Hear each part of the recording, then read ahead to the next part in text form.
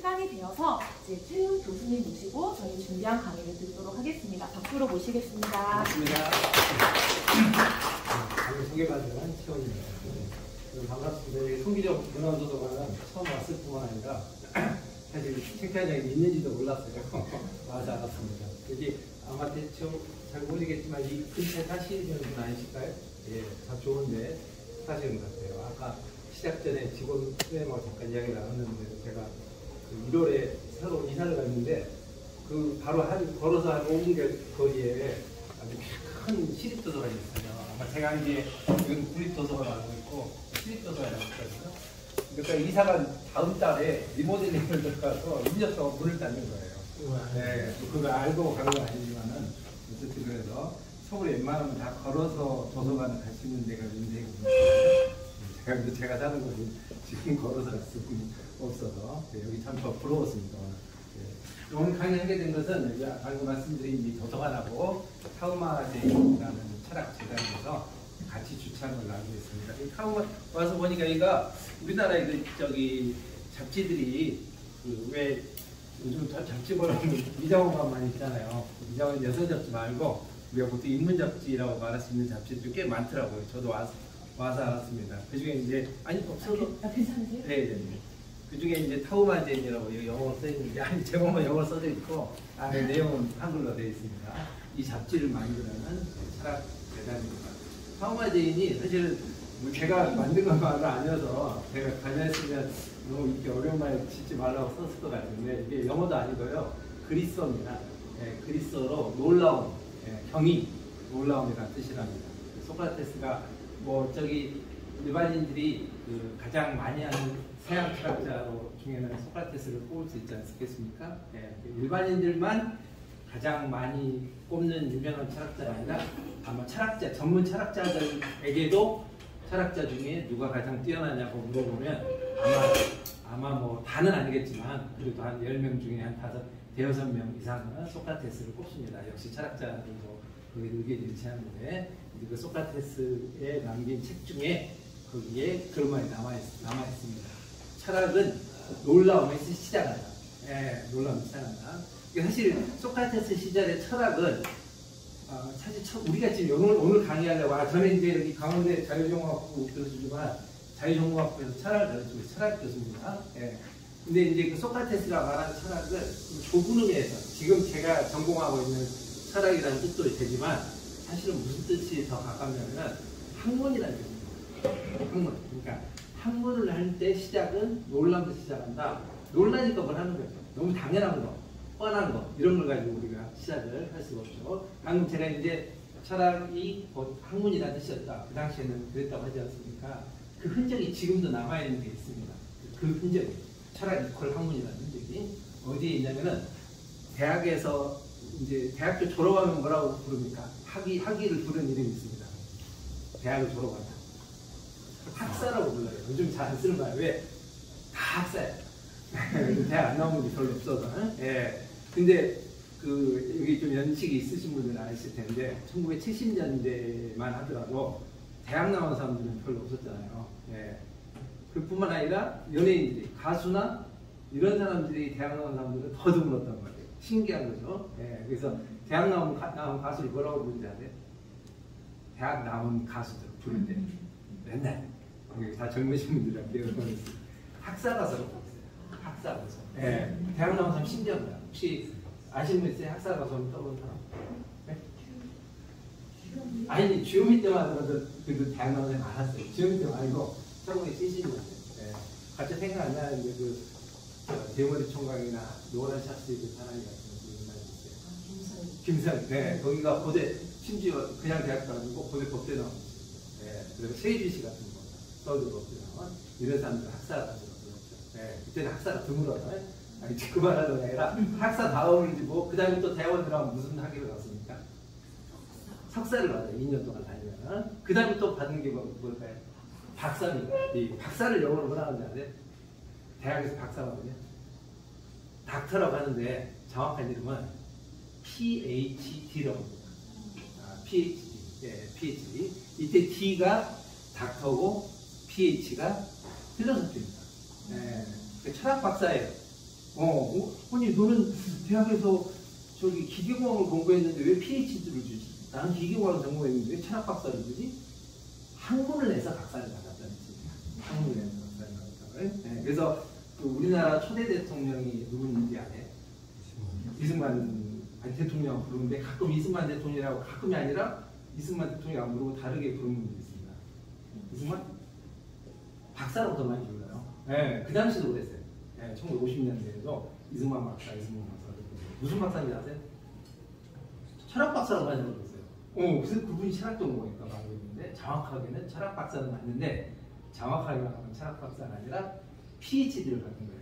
네, 세부 전공은 국제정치학, 외교학, 외교학에서 받은 거예요. 그런 흔적이 지금도 남아 있는 거예요. 네, 그 철학이 있고 학문입니다. 그러니까 그게 아마 한 18세기, 19세기까지만 하더라도 학문을 다 그냥 철학이라고 했습니다. 네. 그 다음에 이제 학문이 점점 구분이 되는 거죠. 과학이 떨어져 나가고 철학에서 뭐도 떨어져 나오고 뭐도 떨어져 나오고. 오늘 이야기할 것은 아주 좁은 의미에서 철학을 이야기할 거고 그 중에 이제 모자람의 지혜라고 되는데 오늘 이제 강의 혹시 소개가 되어 있는데 일상생활에서 여기다 가능한데 과도하게 소유하는 것에 대한 문제를 지적하는 것가 되어 있습니다. 그래서 저도 이제 제가 좀 저를 좀 소개하자면은 제가 쓴 책들입니다. 도서관에 여기 있는 책들인지 잘 모르겠는데, 쓴 책들인데, 주로 이제 제가 의학 책들이나 동물에 관한 좀 책들, 그 다음에 맨 밑에 쪽으로 이제 주로 이제 교양 철학에 관한 책들을 좀 썼습니다. 그 다음에 이제, 잠시만요, 사진 좀.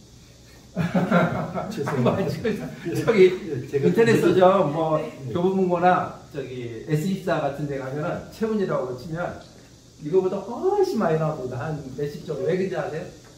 저보다 더 훌륭한 최훈이라는 사람이 있어요. 동민형님이. 혹시 그 요즘은 옛날에는 이제 그 남자들만 주로 봤지만 요즘 여자 팬이 더 많다고 하더라고요. 야구 좋아하시는 분들은 야구만화 그리는 최훈이라고 합니다. 야구만화. 주로 국내 야구가 아니라 미국 메이저리그 야구 최원희 박사님께서 그래서 그 저보고 그래요. 너 책을 이렇게 많이 쓰니 막 사고 싶은 네 이름 검색하면 사고 싶은 나오고 막 그러는 건데 앞에 주로 베스트셀러 많이 팔리는 책 앞에 나온 사람은 그 야구만화 그리는 최원희 박사님으로 뒤쪽에 있는 제가 근데 인터넷 서점에서 사보면 나옵니다. 근데 이제 최근에 아까 앞에 소개한 것은 주로 이제 저 혼자 쓴 책들이고요. 주로가 아니라 전부 단독저서고 이게 이제 가끔 출판사들에서 몇 명 같이 기획을 해서 편집한 책입니다. 올 봄에 나온 책 중에 미니멀리즘이라는 책이 있습니다. 저도 이 책을 쓰면서 알았는데 그 우리나라는 특이하게 국어사전이 국가에서 국어사전을 만듭니다. 국가에서. 이게 당연하다고 생각할 것 같은데 안 당연해요. 세계에서 국가가 나서서 국어사전을 만든 나라가 우리나라밖에 없습니다.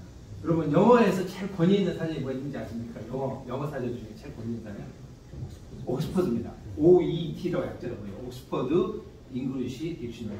여러분 아시죠? 옥스퍼드는 영국 국가에서 운영하는 게 아니거든요. 사립대학이에요. 한 대학이 만든 그게 제일 권위 있는 사전이에요. 그다음에 일본은 사전도 많습니다. 그래서 그 일본의 그 유명한 그 소설이기도 하고 그게 영화로도 만들어졌는데 책을 짓다가 글을 짓다가 제가 정확한 제목이 생각이 안 나요. 집을 짓다가 글을 짓다가 책을 짓다가 제목이 그건데 그게 출판사에 일본은 출판사가 인기 직종이래요. 지금도 대졸자들이 출판사가 인기 직종이라고 해요. 그래서 대졸자가 출판사를 취직했는데 자기가 원하지 않았는데 사전팀에 그 배속이 된 거예요. 그래서 사전을 만드는 이야기인데 저도 이제 책과 관련된 일을 해서 그 책도 읽어보고 영화도 봤거든요. 재미 하나도 없어요. 근데 그게 왜 책도 베스트셀러고 영화도 만들어졌는지 잘 모르겠는데 어쨌든 그 정도로 일본은 사전도 많이 만들어요. 지금도. 여러 출판사에서 만드는 거죠. 그 얘기 만화로 또 있지 않아요? 제가 만화를 본 것 같아요. 그런 것 같아요. 만화도 있고 책도 있고 영화를 만들어줘. 영화까지 전 봤었는데 뭘 짓다가 그래요. 정확하게. 근데 우리나라는 그 국가에서 국립국어원이라는 기관이 있습니다. 국립국어원. 거기서 만드는 사전이 표준국어 대사전입니다. 그러니까 막 무슨 말뜻 가지고 싸우다가 저기 야 표준국어 대사전이 이렇게 나와 있어. 그럼 끝나요. 게임. 이제 법이에요. 법. 법. 이제 일본이나 영국 같으면 안 그러겠죠. 영어 같으면 야 옥스퍼드 사전이 이렇게 나와 있어. 아니야 다른 사전이 이렇게 나와 있어. 서로 싸울 수 있을 텐데 우리나라는 예를 들어 수능 시험에서 뭐 문제를 냈는데 이 말뜻 갖고 논쟁이 돼요. 그러면 표준국어 대답이 국립국어는 물어봐요. 야 국립국어는 이렇게 대답했어. 그러면 이제 시끄러워지는 거예요. 예. 근데 제가 그 말씀 해드리자면 미니멀리즘이라고 여기 미니멀리즘이라는 말이 표준국어 사전에 올려져 있더라고요. 표제. 어려운 걸 표제라고 하는데 국어 사전에 국가에서 만드는 국어 사전에까지 실린 말이에요. 예, 미니멀리즘을 하네. 미니멀 뜻이 제가 했지만 되도록 소수의 단순한 요소로 최대 효과를 이루려는 사고방식 이렇게 국어에서 이렇게 나와 있습니다. 이렇게. 예, 혹시 이제 오늘 강의 소개에도 이렇게 이제 과도한 소유를 좀 문제시하는 그런 것이 써 있어서 이 미니멀리즘을 옹호하는 강의로 알고 오셨으면 약간 좀 실망하실 수 있겠다는 생각이 조금 들 것 같은 생각이 듭니다. 왜 그러냐면 제가 이제 이 책 쓰면서 이 앞에 4개는 각각 미니멀리즘을 소개하는 책 글입니다. 네, 이 사람은 스웨덴에서 미니멀 라이프, 뭐 여기는 이제 디자인에서 미니멀, 얘는 건축에서 미니멀, 이 사람 일상생활에서 미니멀 이렇게. 근데 저는 이제 쓰면서 미니멀리즘을 과연 꼭 추구해야 되는가? 그거에 대해서 썼습니다. 예, 그래서 출판사 기획자가 좀 싫어했어요. 예, 아니 나머지 앞에 거 다 좋다고 미니멀리즘 좋다고 한 건데 이제는 꼭 좋은 건가 그렇게 이야기하는 걸. 사실 오늘 이야기도 좀 그렇게 하려고 합니다. 예, 자 미니멀리즘이라는 것이 들어봤을 때 뭔가 좀 가난하게 사는 것 같은 생각이 좀 들어요. 없이 사는 거니까 다 버리고. 정말 미니멀리즘이 꼭 가난하게 사는 것인가 그거 한번 이야기해보고 그 다음에 우리가 따라야 하는 생활 방식인가 따라야 하는. 여기서 따라야 한다는 말이 쉽게 제가 하는 말이지만 조금 어려운 말일 수 있습니다. 따라야 한다는 것은 의무라는 이야기예요. 의무. 반드시 우리가 미니멀리즘을 이 앞에 사람들은 미니멀리즘을 칭송하는 좋다고 글을 썼단 말이에요. 나도 그렇게 살아야 되냐 이거야. 나도 그렇게 살아야 되냐. 예. 자, 나도 그렇게 살아야 된다는 것을 어려운 말로 하면은 의무가 됩니다. 의무를 꼭 지켜야 되는 거예요. 의무의 반대말은 뭘까요? 아니, 그러니까 의무의 반대말이 좋은 점이 아니라 의무를 지키지 않으면 어떻게 되나요? 안 지키면. 내가 지켜야 될 것을 안 지켰어요. 그럼 나에 대해 사람들이 뭐라고 할까요? 비난하겠죠? 비난받는 겁니다. 의무라는 것은 그렇게 강한 의미입니다. 네, 여기서 우리가 따라야 하는 생활 방식이라는 질문은 과연 미니멀리즘이라는 것은 지켜야 되는 거고 안 지키면 비난받는 요구도 그런 성격일 것인가 라고 물어보는 겁니다. 네, 아니면 우리가 선택할 수 있는 여러 생활 방식 중에 하나인가. 너는 그래, 너는 미니멀이 좋으면 그렇게 선택해라. 나는 안 선택할 수가 있어. 나는 안 선택할 테니까 각자냐, 우리 각자 그렇게 살자. 이런 성격일 것인가, 아니면 반드시 따라야 되는 그런 건가.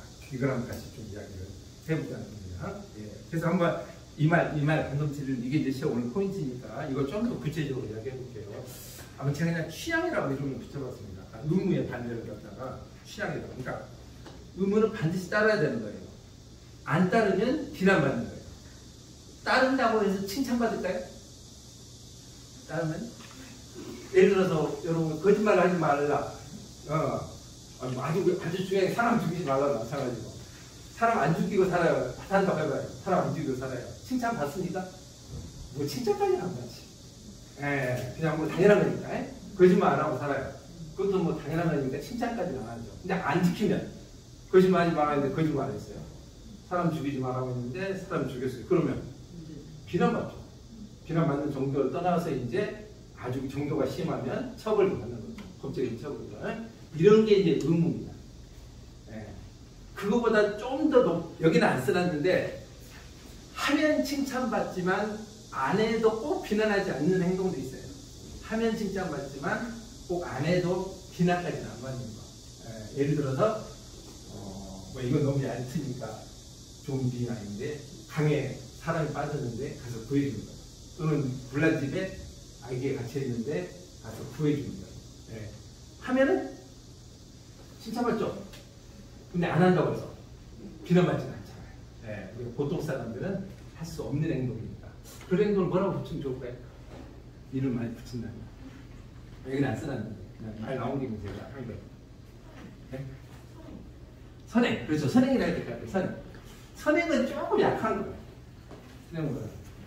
뭐 영웅적 행동, 숭고한 기세. 숭고한 희생, 영웅적 행동, 의사자. 그렇게 하다가 죽은 분들이 이제 의사자라고 합니다. 영웅적 행동이나 선행, 선행보다 좀 더 세게 말해야 돼. 그런 행동이 날 거예요. 그러니까 일단은 여기다 이제 제가 쓴 맨 극단에는 영웅적 행동이 있어요. 요거는 하면 칭찬받지만 안 한다고 해서 비난받는 건 아니에요. 아까 저기 보통 사람들 하기 힘든 거, 의사자들 하기 힘든 거 그런 것들. 그런 석천호수 저기 롯데월드 가시면 또 그만 보지 마시고 뒤에 석천호수가 있어요. 석천호수 삑 돌다 보면 서쪽 끝에 의사자들 동상이 있대요. 흉상, 주상이 이제 머리만 이렇게 쭉 여러분들 해놨어요. 그런 행동이 있고. 그 다음에 이제 보통 우리 의무라고 하는 행동이 있죠. 의무 행동은 해도 뭐 그렇게 칭찬할 건 아니지만 안 하면 이제 비난받는 게 의무에 해당하는 거고. 그 다음에 또 뭐가 있냐? 취향이라는 게 있어요. 취향은 뭐냐? 이건 한다고 해서 칭찬받는 것도 아니고 안 한다고 해서 비난받는 건 아니고 각자의 선택에 맡기는 거죠. 네, 각자의 선택. 네, 제가 이제 여기 써놓은 것들이 의무에 해당하는 거예요. 의무에. 도둑질하면 이건 지켜야 도둑질하면 안 되죠. 거짓말하면 안 되죠. 이걸 때려도 안 된단 말이야. 그 다음에 요즘은 이제 많이 의식이 발전해서 동물 학대도 이제 하면 안 된다고 비난하죠. 법으로도 동물 학대법이 있습니다. 동물 학대하면 처벌 받아요. 네, 우리나라가 조금, 우리나라뿐만 아니라 대부분 나라가 그러는데 법에는 도덕적인 법의 주체가 될 수 있는 종류는 딱 두 가지가 있습니다. 뭐냐면 하나는 법의 주체, 법을 가질 수 있는 존재는 하나는 인간입니다. 네, 인간. 저는 법의 주체가 되는 거예요. 저를 때리셔도 안 되고 제가 권리를 행사할 수 있죠. 또 하나가 있어요. 뭘 것 같아요? 이제 동물은 아닙니다. 그 말을 해요. 동물은 아니에요. 동물은 뭐하고 똑같을까요? 법이나 법에, 민법이나 형법에서. 이거 물건하고 똑같아요. 동물은 물건하고 똑같아요. 예, 동물을 때려도 이 물건 제가 깨트리면 여기 도서관에 배상해야 되잖아요. 동물을 죽여도 배상을 해주면 돼요. 예, 형사상의 책임을 질 필요가 없다는 거예요. 법에는 사람과 법인만 주체로 돼요. 법인. 학교나 기업 같은 데가 법인이죠. 예, 그 나머지 다 물건이에요. 예, 물건. 물건 중 이렇게 움직일 수 있는 물건은 뭐라고 하냐면 동산. 예, 그 다음에 이렇게 여러분들 사시는 집처럼 움직일 수 없는 물건은 부동산. 이렇게 구분하는 게 법적인 거예요. 저도 법은 잘 모르지만 동물은 저기 법적인 조치가 아니에요. 그래서 재작년에 그 지금 저기 국민의힘 대표하는 한동훈 씨가 법무부 장관할 때 그 동물에게도 법적인 권리를 부여하겠다라고 예고는 했는데 전혀 실질이 없어요. 네, 예고는 했는데 전혀. 독일법인가는 있대요. 네, 저기 그 동물에게도 법적인 지위를 주는데 현재는 없어요. 근데 또 법에 희한하게는 아니지. 동물 학대법은 있어요. 동물 학대하면 처벌받아요. 네, 학대하면. 어쨌든 그 동물 학대는 우리가 비난받죠. 자연 훼손에도 우리가 비난을 받고. 법적으로 처벌한지는 모르겠지만 제가 이제 법 전공자는 아니니까 적어도 자연을 훼손하면 우리가 저기 사람들이 비난을. 네, 이쪽은 우리가 도덕적으로 비난하는 행동들, 의무에 달하는 행동들에 비난하고 있죠. 근데 이쪽은 각자의 취향이에요. 네, 취향인데 이제 사회적으로 좀 그냥 인터넷에서 많이 그 이야기거리가 되는 것들이라 뽑아본 거예요. 부먹이냐, 찍먹이냐. 네, 부먹을 하느냐, 찍먹을 하느냐. 네, 탕수육 먹을 때 부먹 이제 찍먹이냐. 부먹, 네, 부먹하시는 분도 있고 찍먹하는 분도 있고. 비난받을 일은 전혀 아닌 거예요. 네, 여기 이제 민초. 네, 아이유가 민초가 아닌 사람이 도저히 이해할 수 없다고 했는데 민초인 사람도 있고 아닌 사람, 민트 초콜릿을 좋아하는 사람도 있고 안 좋아하는 사람도 있죠. 파인애플 피자도 좋아하는 사람도 있고 싫어하는 사람도 있고 순대를 어디에 찍어 먹을 건가 이것도 뭐 된장에 찍어 먹을지 소금, 양념 소금에 찍어 먹을지 이건 사람마다 선택에 해당하는 거거든요. 구분하는 방법이 뭘 것 같습니까? 비난을 이것과 이것을 구분하는 방법. 그건 취향에 따른 거야. 아니야, 그건 취향이 아니라 다른 사람한테 다른 사람 비난을 받는 거야. 제가 말이 나와버렸는데, 제가 이거죠. 네, 내가 그런 선택했을 때 남에게 피해를 끼치냐 안 끼치냐는 걸 선택했죠. 네, 내가 그런 선택을 했을 때 남에게 피해를 끼치냐 안 끼치냐 해가지고 피해를 끼치면 윤리적 문제. 도둑질을 하면 다른 사람한테 피해 끼치지 않습니까?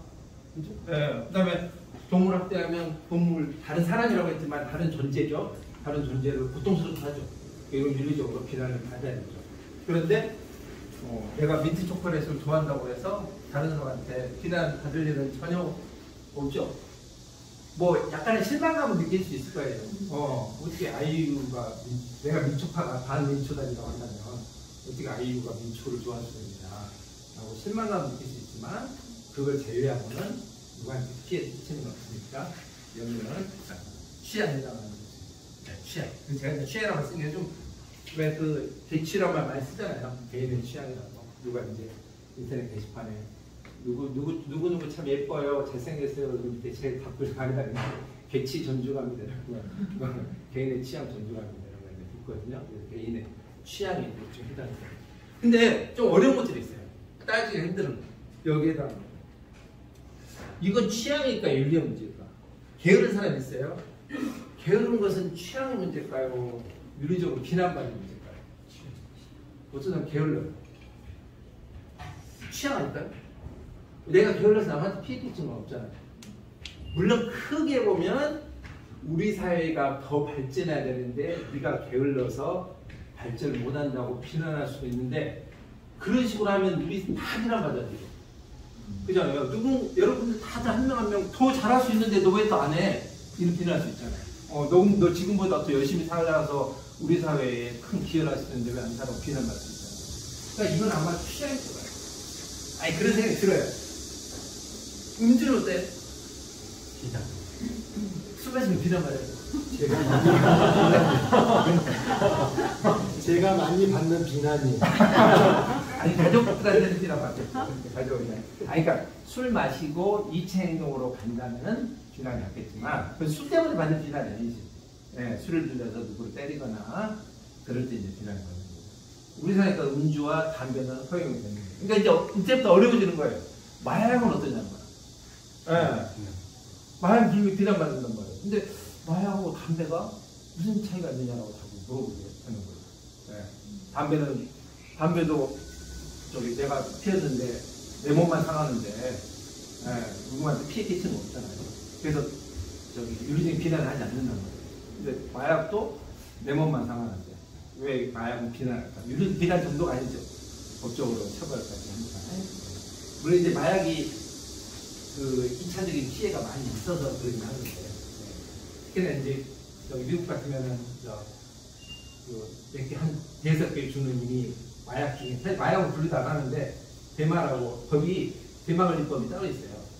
그 다음에 마약법이 따로 있고 대마는 보통 마약을 분류 안 하는데 대마 미국에서 마리아나죠? 그 허가된 데가 한 5개 주가 있고 나머지 주도 잘 간섭도 안 한대요. 옛날에 우리나라 대통령 오바마 같은 경우에는 자기 대학생 때 피해봤다고 공개적으로 이야기하고 그랬잖아요. 우리나라 같으면 이건 뭐 큰 문제의 이야기죠. 근데 우리는 마약 대마도 굉장히 크게 단속을 많이 하죠. 근데 대마 합법화 운동하는 사람 많아요. 우리나라에서도. 대마 담배하고 이거 똑같이 취향의 문제거든요. 대마 오늘 저기 강의 들어갈 때 마약 저기 엄마가 그렇게 그 의도로 말씀드리는 게 아닙니다. 취향이 논란이 되는 게 있다는 거예요. 그 대마 합법화 운동하는 사람 중에 대표적인 사람이 여러분 아실 텐데 그 머리 긴 가수 있어요. 전인권 씨. 전인권 씨가 옛날부터 했잖아요. 본인도 하고 합법 우리가 그분 말이죠. 우리 같은 연예인들은 그러니까 음악인들은 좀 하겠더라고요. 대마 피우면 뭐 절대감이 보인다고. 또 저기 연예인 중에 이재명 씨 때문에 자주 이름 나오는 그 배우 있어요. 김부선 씨 같은 이런 분들이 대마 합법화 하는 분들이에요. 그 담배는 전 담배를 안 피우는데 술은 많이 마시지만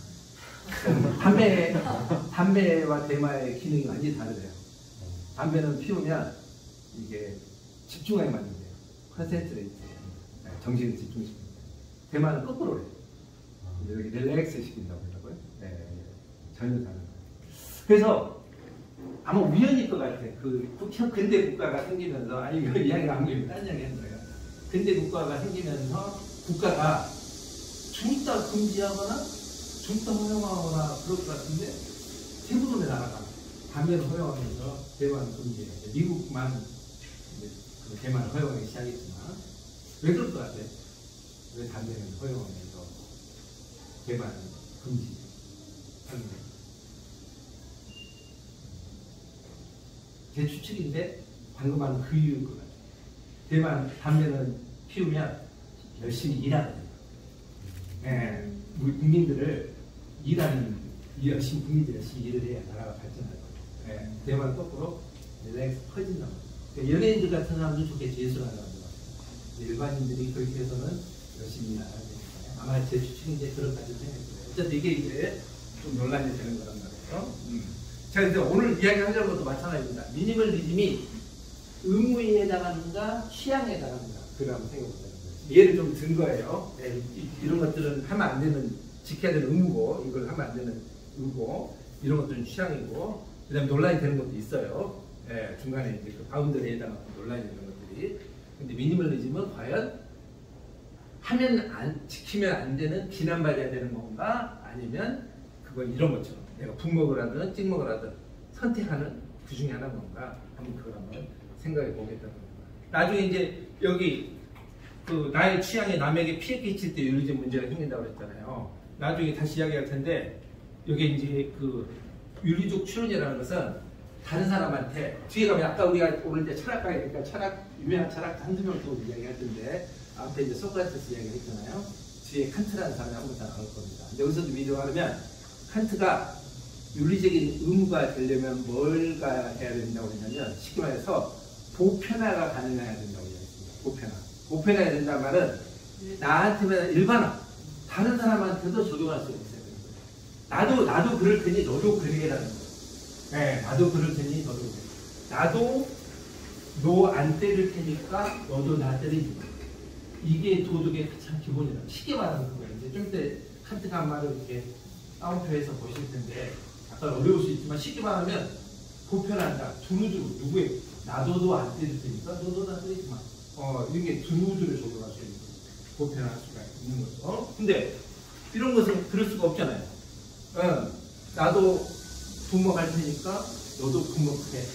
이렇게 말할 수가 없잖아요. 분먹해야 된다는 사람들의 가장 큰 그 근거가 뭔지 아세요? 그러니까 이때 여기 나온 근거.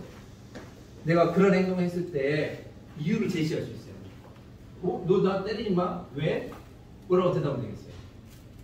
너도 누군가 때리면 아프지 않겠니? 그러니까 너도 나 때리지 마. 이렇게 이유, 크게 이유예요. 그 다음에 수긍할 수 있잖아요. 우리가 아주 사이코패스한 나는 너는 좀 맞아도 돼. 나는 맞으면 안 되지만. 이런 사람은 정상적으로 살기가 힘들잖아요. 정상적인 사람이라면 나도 누군가가 때리면 아플 테니까 너도 누군가한테 맞으면 아프지 않겠냐. 그러니까 너도 다른 사람 때리지 마. 이렇게 보편화 가능한 이유를 제시할 수가 있죠. 근데 부모 같은 경우는 그런 이유를 제시하기가 힘든 거죠. 부모하는 사람들의 제일 큰 이유가 뭔가요? 간이 돼가지고 맛있어요. 맞아요. 찡방한 사람들은 큰 이유가 바삭바삭한 걸 먹고 싶다는 거예요. 거기다가 부어버리면 눅눅해지는 거예요. 야, 너 눅눅해진 거 좋니? 눅눅은 먹고 싶니? 난 그게 좋은데? 그러면 더 이상 설득이 안 되잖아요. 더 이상 근거가 보편화가 안 되잖아요. 민초 좋아하는 사람들의, 민초 싫어하는 사람들의 이유가 뭔가요? 취향 냄새 나서 싫어하는 거예요. 근데 좋아하는 사람은, 저는 민초 다니거든요. 그 취향 냄새가 좋은 거예요. 그러니까 더 이상 보편화가 안 되죠. 보편화가. 다른 사람한테 적용할 수 없는 거예요. 여기도 한번 그걸 적용해 보자는 거예요. 자, 물론 취향이라고 하더라도 도덕적인 비난은 할 수 없지만 이런 말은 할 수 있을 것 같아요. 이건 제 생각이에요. 제가 또 이렇게 나눠봤어요. 그러든가 말든가. 이건 정말 그러든가 말든가 거예요. 민초를 좋아하거나 안 좋아하는 정말 그러든가 말든가죠. 네가 뭐 민초 좋아하지 않는 거니까. 그 다음에 이건 옳다 그러다. 도둑질 하는 것은 옳지 않죠. 그런 거죠. 도둑질 안 하면 옳은 거고. 근데 중간 것도 있을 것 같은 생각이 들어요. 도덕적인 비난은 못하지만 좀 어리석은 것 같아요. 그게 이런 거 아닐까요? 게으른 거. 네, 게으른 건 도덕적으로 잘못한 상황까지는 아니지만 그래도 좀 현명하게 사는 것 같지는 않아요. 그 욕을 많이 먹어요. 그렇죠.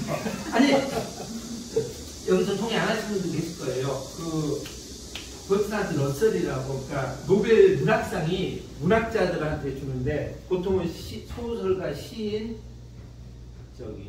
가끔 희곡 작가가 받죠.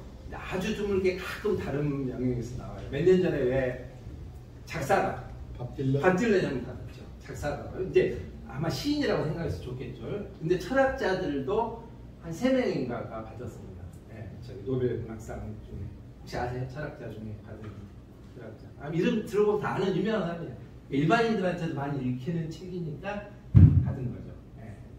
베르그송이라는 철학자가 있어요. 프랑스 철학자인데 베르그송이라는 철학자가 한번 받았고, 그 다음에 사르트르라는 철학자가 받았는데 이 사람은 거부에 있습니다. 네, 그 철학상을 거부에 있고요. 사르트르는 아시잖아요. 그 부인이 아니라 평생 같이 살았는데 결혼하고 같이 하는 부인도 유명한 철학자고, 그 다음에 버트란드 러셀이라는 철학자가 또 노벨 문학상을 받았습니다. 버트란드 러셀. 네, 근데 이 러셀이 쓴 책 중에 게으름에 대한 찬양이라고 있어요. 러셀 책이 노벨 문학상 받을 정도로 많이 읽혀요. 아마 읽어보신 책들이 있으실 거예요. 그 중에 게으름에 대한 찬양이거든요.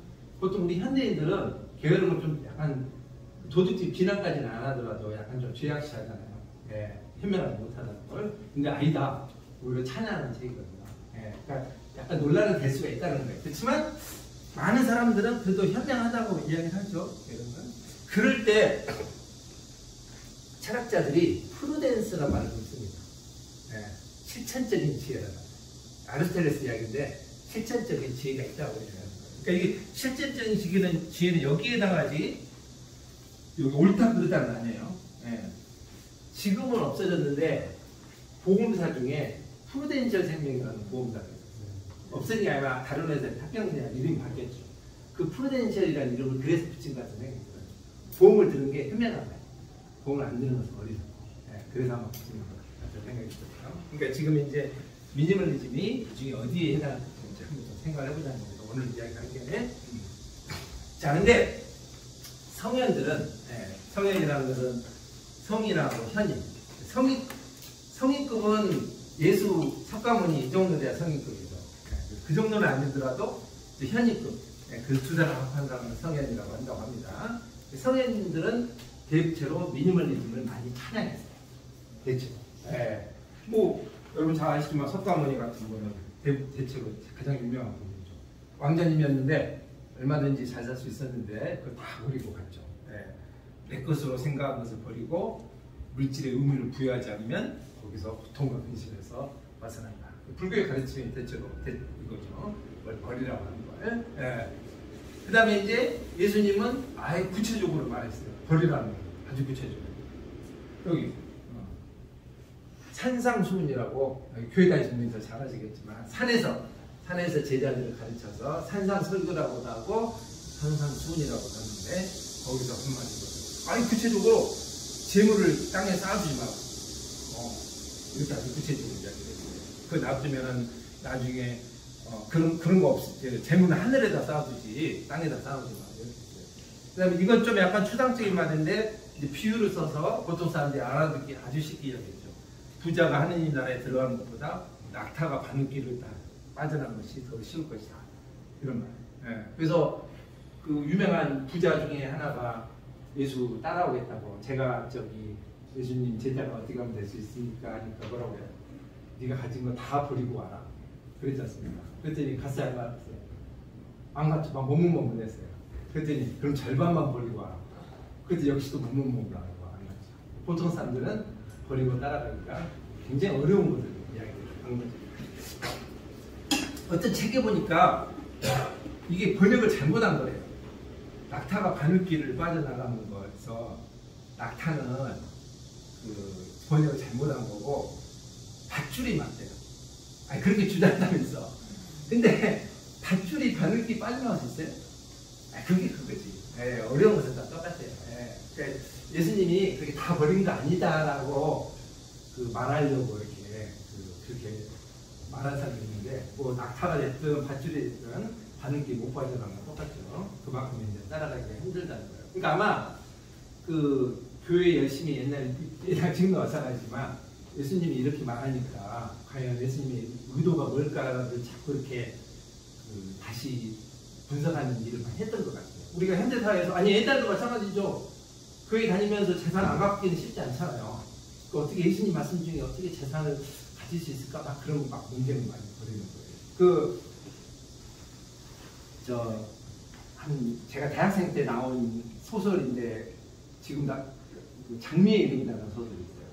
장미의 이름이라고 추리 소설인데 움베르토 에코라고 아주 유명한 문학자가 학자인데 그 사람이 소설 쓴게 장미의 이름인데 나중에 영화로도 만들어지고 그랬거든요. 푸코? 네, 움베르토 에코죠? 움베르토 에코? 예. 푸코의 추라는 소설도 쓰고 그런데. 예. 근데 그 소설에 보면 아니 그 영화 보면 그 장면이 나와요. 예수님이 죽었을 때 과연 재산을 하나도 안 남기고 죽었을까? 막 그 학자들이 싸우는 거야. 예. 예수님 죽었을 때 남기고 한 게 있을까요? 없을까요? 있었어요. 옷. 예. 그 성경에 보면은 예수님이 그 십자가에 못 박힌 다음에 그 옷을 밑에 간수라고 해야 될까? 아니면 군이라고 해야 될까? 그 사형에 참여한 사람 있잖아요. 그 사람들이 서로 가져가려고 싸우는 장면이 나와요. 성경에 나와요. 가위바위보 하면서.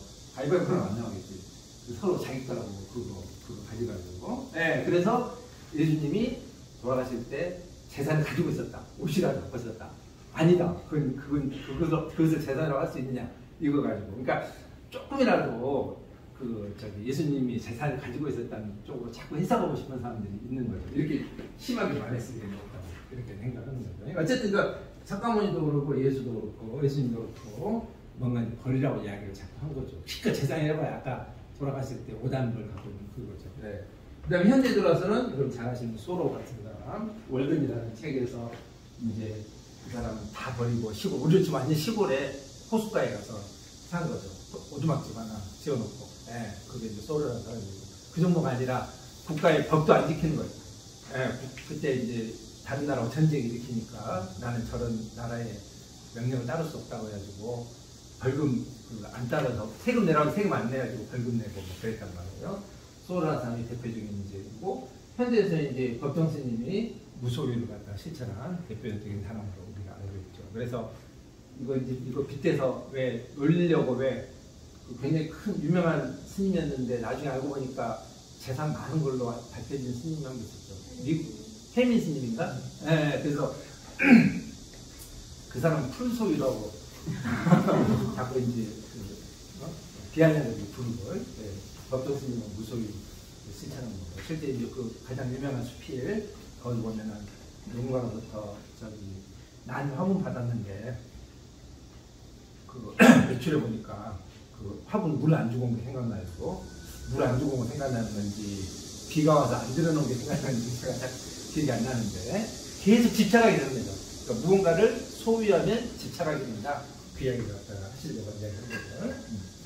자, 그래서 우리가 미니멀 라이프라고 할 때 미니멀 라이프를 분산을 떤다거나 뭔가 노숙자처럼 사는 것을 미니멀 라이프가 아니냐 그렇게 한번 생각하는 사람도 있을 것 같아요. 근데 그러지는 않는다는 걸 좀 말씀드리려고 하는 겁니다. 그런 사람도 있긴 있어요. 미니멀 라이프 산다고 해서 정말로 노숙자처럼 사는 사람도. 그 사람이 디오니게레스라는 고대 그리스의 철학자입니다. 잘 아시겠지만 디오니게레스. 정말로 통 속에 살았겠죠. 통 속에는.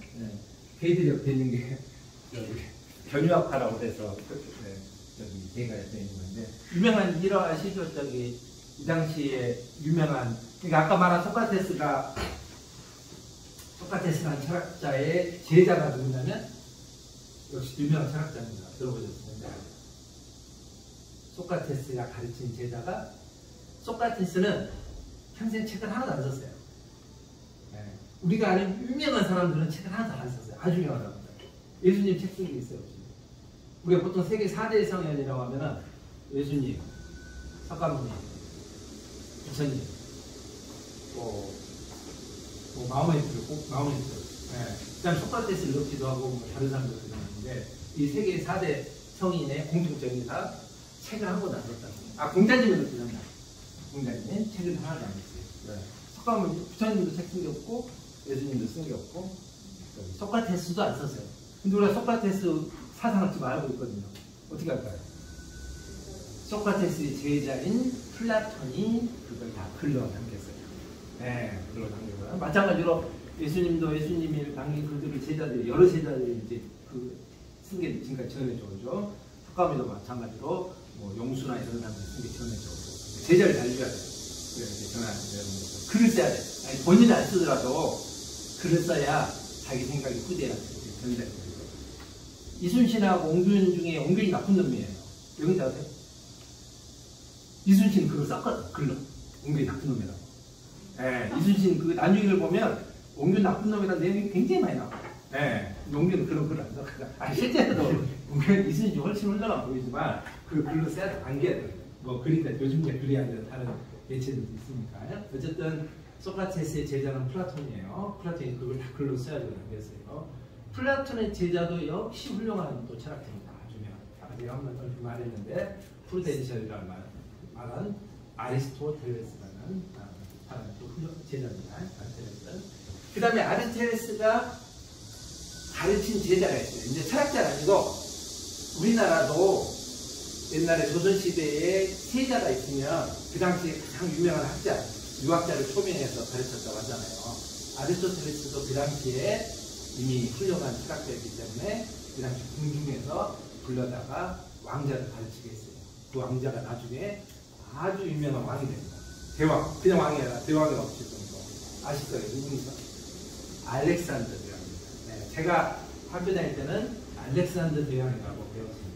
요즘 학생들은 알렉산더라고 하면 모르고 알렉산드로스라고 해요. 네, 알렉산더는 영어식이에요. 네, 우리 그리스 사람은 그리스 말로 부르죠. 알렉산드로스 대왕이 바로 아리스토텔레스가 가르친 대왕 왕입니다. 나중에 이제 세계 아마 최초의 세계 정복을 했겠죠. 세계 정복까지는 아니어도 그리스에서 저 인도까지도 정복하고 굉장히 큰 왕국을 만든 거죠. 네. 이 아리스토텔레스 대왕이 알렉산드로스가 이 디오게네스를 찾아가더라고요. 네가 훌륭한 철학자라고 들었다. 너한테 다 모든 것을 해줄 테니까 원하는 걸 말하라. 그랬더니 뭐라고 했습니까? 유명한 이야기가 있죠. 원하는 거 말하라 했더니 그냥 불 비켜서. 그래, 지금 다 햇빛 쬐고 있는데 당신이 가리고 있다. 오늘 같은 날이면 오면 좋겠죠. 이제 약간 쌀쌀한 날 햇빛 가리고 있으니까 내 앞에 좀 비춰주세요라고 했죠. 아주 유명한 디오게네스. 이 사람처럼 사는 거잖아요. 네, 그렇게 사는 미니멀 라이프도 있을 거예요. 네, 있을 텐데 대체로는 그렇지 않다는 겁니다. 그 다음에 우리나라는 없지만 미국에는 프리건이라는 사람들이 있다. 프리건이 뭐냐면 쓰레기통을 뒤져서 사는 거예요. 쓰레기통을 뒤져서. 왜? 소비를 안 하겠다는 거예요. 소비를 한다는 것은 생산을 하게 만들고 생산한다는 것은 환경에 나쁜 영향을 끼치니까 되도록이면 생산을 하지 말자. 그래서 이미 쓰레기통에 버려지는 음식들이 많다. 그걸 쓰레기통을 뒤져서 사는 거예요. 그래서 프리건이라고 어디 구글 같은 데 쳐보시면 이미지가 정말 쓰레기통 뒤지는 사람들이 나오는데 그런 것 같진 않아요. 쓰레기통 뒤지는 것 같진 않아요. 네, 쓰레기통에 보면 이렇게 아예 포장도 안 뜯은 이런 음식들이 많고 따로 이것도 분류를 해는데 이렇게 그런 걸 갖고 먹는 사람들 쓰레기 뒤져서 먹으면 배탈나고 그러지 않을까요? 저는 이제 서울 출신이 아니라 시골 출신인데 서울에 올라가서 먹어본 음식이 처음 먹어본 음식이 몇 개가 있어요. 그중에 하나가 부대찌개인데 하이라이스도 처음 와서 먹어본 것 같고 어쨌든 그래서 하이라이스에 대한 기억이 아주 안 좋아요. 왜냐면 제가 처음 먹은 학교 급식 그 대학생 때 그 학교에서 그때 400원인가 안 좋은 걸로 먹어서 하이라이스는 그런 싸구려 음식이라고 지금도 머릿속에 들어있어요. 어쨌든 근데 부대찌개를 사람들이 미군 쓰레기 갖고 만든 음식이라고 그러더라고요. 저는 정말 쓰레기로 만든 음식인가. 네, 근데 정확하게 쓰레기라고 표현한 거지 미군에서 빼돌린 음식 갖고 만든 거죠. 네, 쓰레기 갖고 만들어야지 우리가 상하겠죠. 건강하지 못하겠죠. 아마 이것도 아마 뿌리가 있는 거 아마 그럴 것 같아. 쓰레기통 뒤져서 산대. 근데 정말로 막 그 썩은 이런 음식을 먹을 것 같지는 않고 분류를 이렇게 해놓는다고 그래. 그런 것 같아요. 이런 사람 프리건이라고. 그러니까 미니멀 라이프라고 해서 꼭 프리던으로 사냐? 그건 아니다. 예. 이 사람들은 아무것도 소유하는 것이 아니라 필요한 것 이상을 소유하지 않겠다. 이걸 미니멀 라이프라고 한다는 거예요. 근데 이게 참 어려운 말이에요. 좀 오늘 계속 이야기할 것도 이겁니다. 필요한 것 이상을 소유하지 않는다고 하는데 이게 참 쉬운 말은 쉽지만 필요한 것 이상이라는 것이 어느 정도인가를 딱 잘라서 말하기 어려운 거예요. 일단은 아무것도 안 가진 것이 아니라 필요한 것 이상을 갖지 않겠다. 왜? 그건 자연에 대한 훼손, 환경을 훼손하는 거니까. 네. 우리 자연이 이만큼이면 충분한데 내가 더 가짐으로 해서 더 생산하게 하고 대생산하게 되면 환경에 영향을 끼치고 다른 사람도 좀 빼앗게 되고 이렇게 된다는 거예요. 그러니까 이런 걸 안 하겠다는 거죠. 요즘 유행어로 말하면 이런 거예요. 네. 명품 다 아시는 거죠. 명품 플렉스. 저기 우리말로 뭘까요? 플렉스. 과시 소비. 좋은 말은 과시 소비. 약간 속된 말로 하면 돈지라. 이런 걸 안 하겠다. 이런 말 안 하고 오마카세 알아서 주방장 특선. 우리말로 하면 주방장 특선. 네. 엄마가 차려주는 것도 사실 오마카세인데. 뭐 달라봐라. 엄마가 알아주는 거죠. 꼭 강추합니다. 요즘 같은 때 이제 하겠죠. 이런 거 안 하겠다는 거예요. 네. 그리고 남는 시간을 자기 개발하거나 자연을 즐기는 데 쓰겠다. 이게 미니멀 라이프라고 할 수가 있는 거예요. 그러니까 궁상도부터 사는 게 아니죠. 가난하게 사는 게 아니라 이렇게 살겠다는 거예요. 한때 우리가 유행했던 소확행, 소소하지만 확실한 행복 이걸 찾겠다. 네, 이것도 왜 회사에서 이렇게 뭐죠? 맥심 커피 같은 거 하나씩 들고 오는 거 집에. 그렇게 쓸 때 소소하지만 확실한 행력. 그렇게 쓸 때도 있었는데 어쨌든 소확행은 앞에서 하겠다 그런 거 쓰는 거예요. 그래서 이게 어울리지. 보통 우리가 미니멀 라이프라고 할 때는 이렇게 불러야 되는 거예요. 단순한 삶, 심플 라이프 또는 소박한 삶, 소박하다, 절제, 금욕. 이건 들었을 때 좀 부정적으로 안 들리잖아요. 이렇게 불러야 되지 이쪽으로 부르면 안 된다는 거예요. 이렇게 사는 사람도 있긴 있지만 원래 추구하는 거 아니에요. 공상을 떨거나 인색하거나 구두 세거나 이런 사람들이 아니라는 거죠. 근데 실제로 단테 신곡이 지옥이 몇 개까지더라? 9개인가? 뭐 그럴 거예요. 그 중에 4번째 지옥이 탐욕의 지옥이에요. 근데 이 탐욕의 지옥에는 욕심부린 사람만 들어가는 게 아니에요. 제목은 탐욕의 지옥인데 거기 가보면 인색한 사람도 같이 있어요. 인색한 사람도 이 4번째 지옥이 가고 탐욕한 사람도 그 지옥 가고. 그러니까 미니멀 라이프가 지옥 가는 사람들은 아니잖아요. 참고로 이 단체 신곡에서 맨 아래 9번째 같은데 9번째 지옥이 어떤 사람이 가는지 아세요? 단테가 거기에요. 배신자예요. 단테는 배신자를 제일 나쁜 사람으로 본 것 같아요. 어쨌든 이렇게 사는 사람이 미니멀 라이프는 그렇게 사는 게 아니라 여기에 이게 좀 적절한 말이 되는 겁니다. 자, 그러면 왜 미니멀 라이프를 사는가? 한번 이유를 한 서너 가지 이유 정도 하면 3가지 정도 이유를 한번 들어보려고 그래요. 그 이유를 들면서 동시에 그 이유가 아까 말한 것 아까 앞에 뭘 말씀드렸나요? 보편화 가능성 이야기했잖아요. 두루두루 적용돼야 된다고 이야기했잖아요. 과연 그 이유가 두루두루 적용될 수 있는 이유인지 한번 같이 한번 생각해 보도록 할까? 자, 일단 이건 아니라고 하는 거예요. 이건 아니에요. 그러니까 뒤에 우리가 왜 미니멀 라이프를 사는지를 여기 이게 앞에 나오면 전략해야 된다, 자연과 벗싸고 살아야 된다, 윤리적이다 이런 이유를 몇 가지 이야기했거든요. 근데 그 전에 그냥 귀찮아서 단순하게 사는 사람도 있어요. 귀찮아서 큰 집에 살면 집을 큰 거 살 수도 있어. 근데 큰 집에 살면 청소하기 귀찮잖아요. 그러니까 작은 집에 사는 거야. 또 일하면 아니 정규직 다니면 정규직 직장에 다닐 수 있어. 그러면 매번 출근해야 되고 일도 밤 늦게까지 해야 되고 사람 인간관계도 해야 되고 그런 게 싫다. 그래서 사는 사람 그냥 귀찮아서 이런 것을 미니멀 라이프라고 할 수 있느냐. 우리나라에서 잘 쓰는 말이지만 일본에서의 프리스터라고 한다고 하잖아요. 그냥 최저임금만 받고 평생 사는 거예요. 일자리를 못 구해서 아르바이트를 하면서 사는 것이 아니라 그냥 그런 삶이 좋아서 평생 최적인 것만 갖고 사는 사람들. 그런 사람들 일본에서 프리터라고 한다고 하는데, 프리터가 과연 미니멀 라이프냐 이거예요. 예. 근데 아까 미니멀 라이프를 뭐라고 했냐면은 최소한만 갖고 살고 남는 시간은 자연을 관조하거나 책을 읽거나 친구 사귀는 데 쓴다고 했잖아요. 이런 사람들은 게을러서 그런 게 아니잖아요. 그죠? 예. 프리터가 아니라는 거예요. 예. 미니멀 라이프 사는 이유는 그냥 귀찮아서가 아니라 오히려 어떻게 보면 부지런한 사람들이라고 할 수 있죠. 예. 최소한만 가지고. 그 다음에 좀 전에 하겠지만 보통 미니멀 라이프라고 하면 자연에서 사는 것을 많이 떠오르거든요.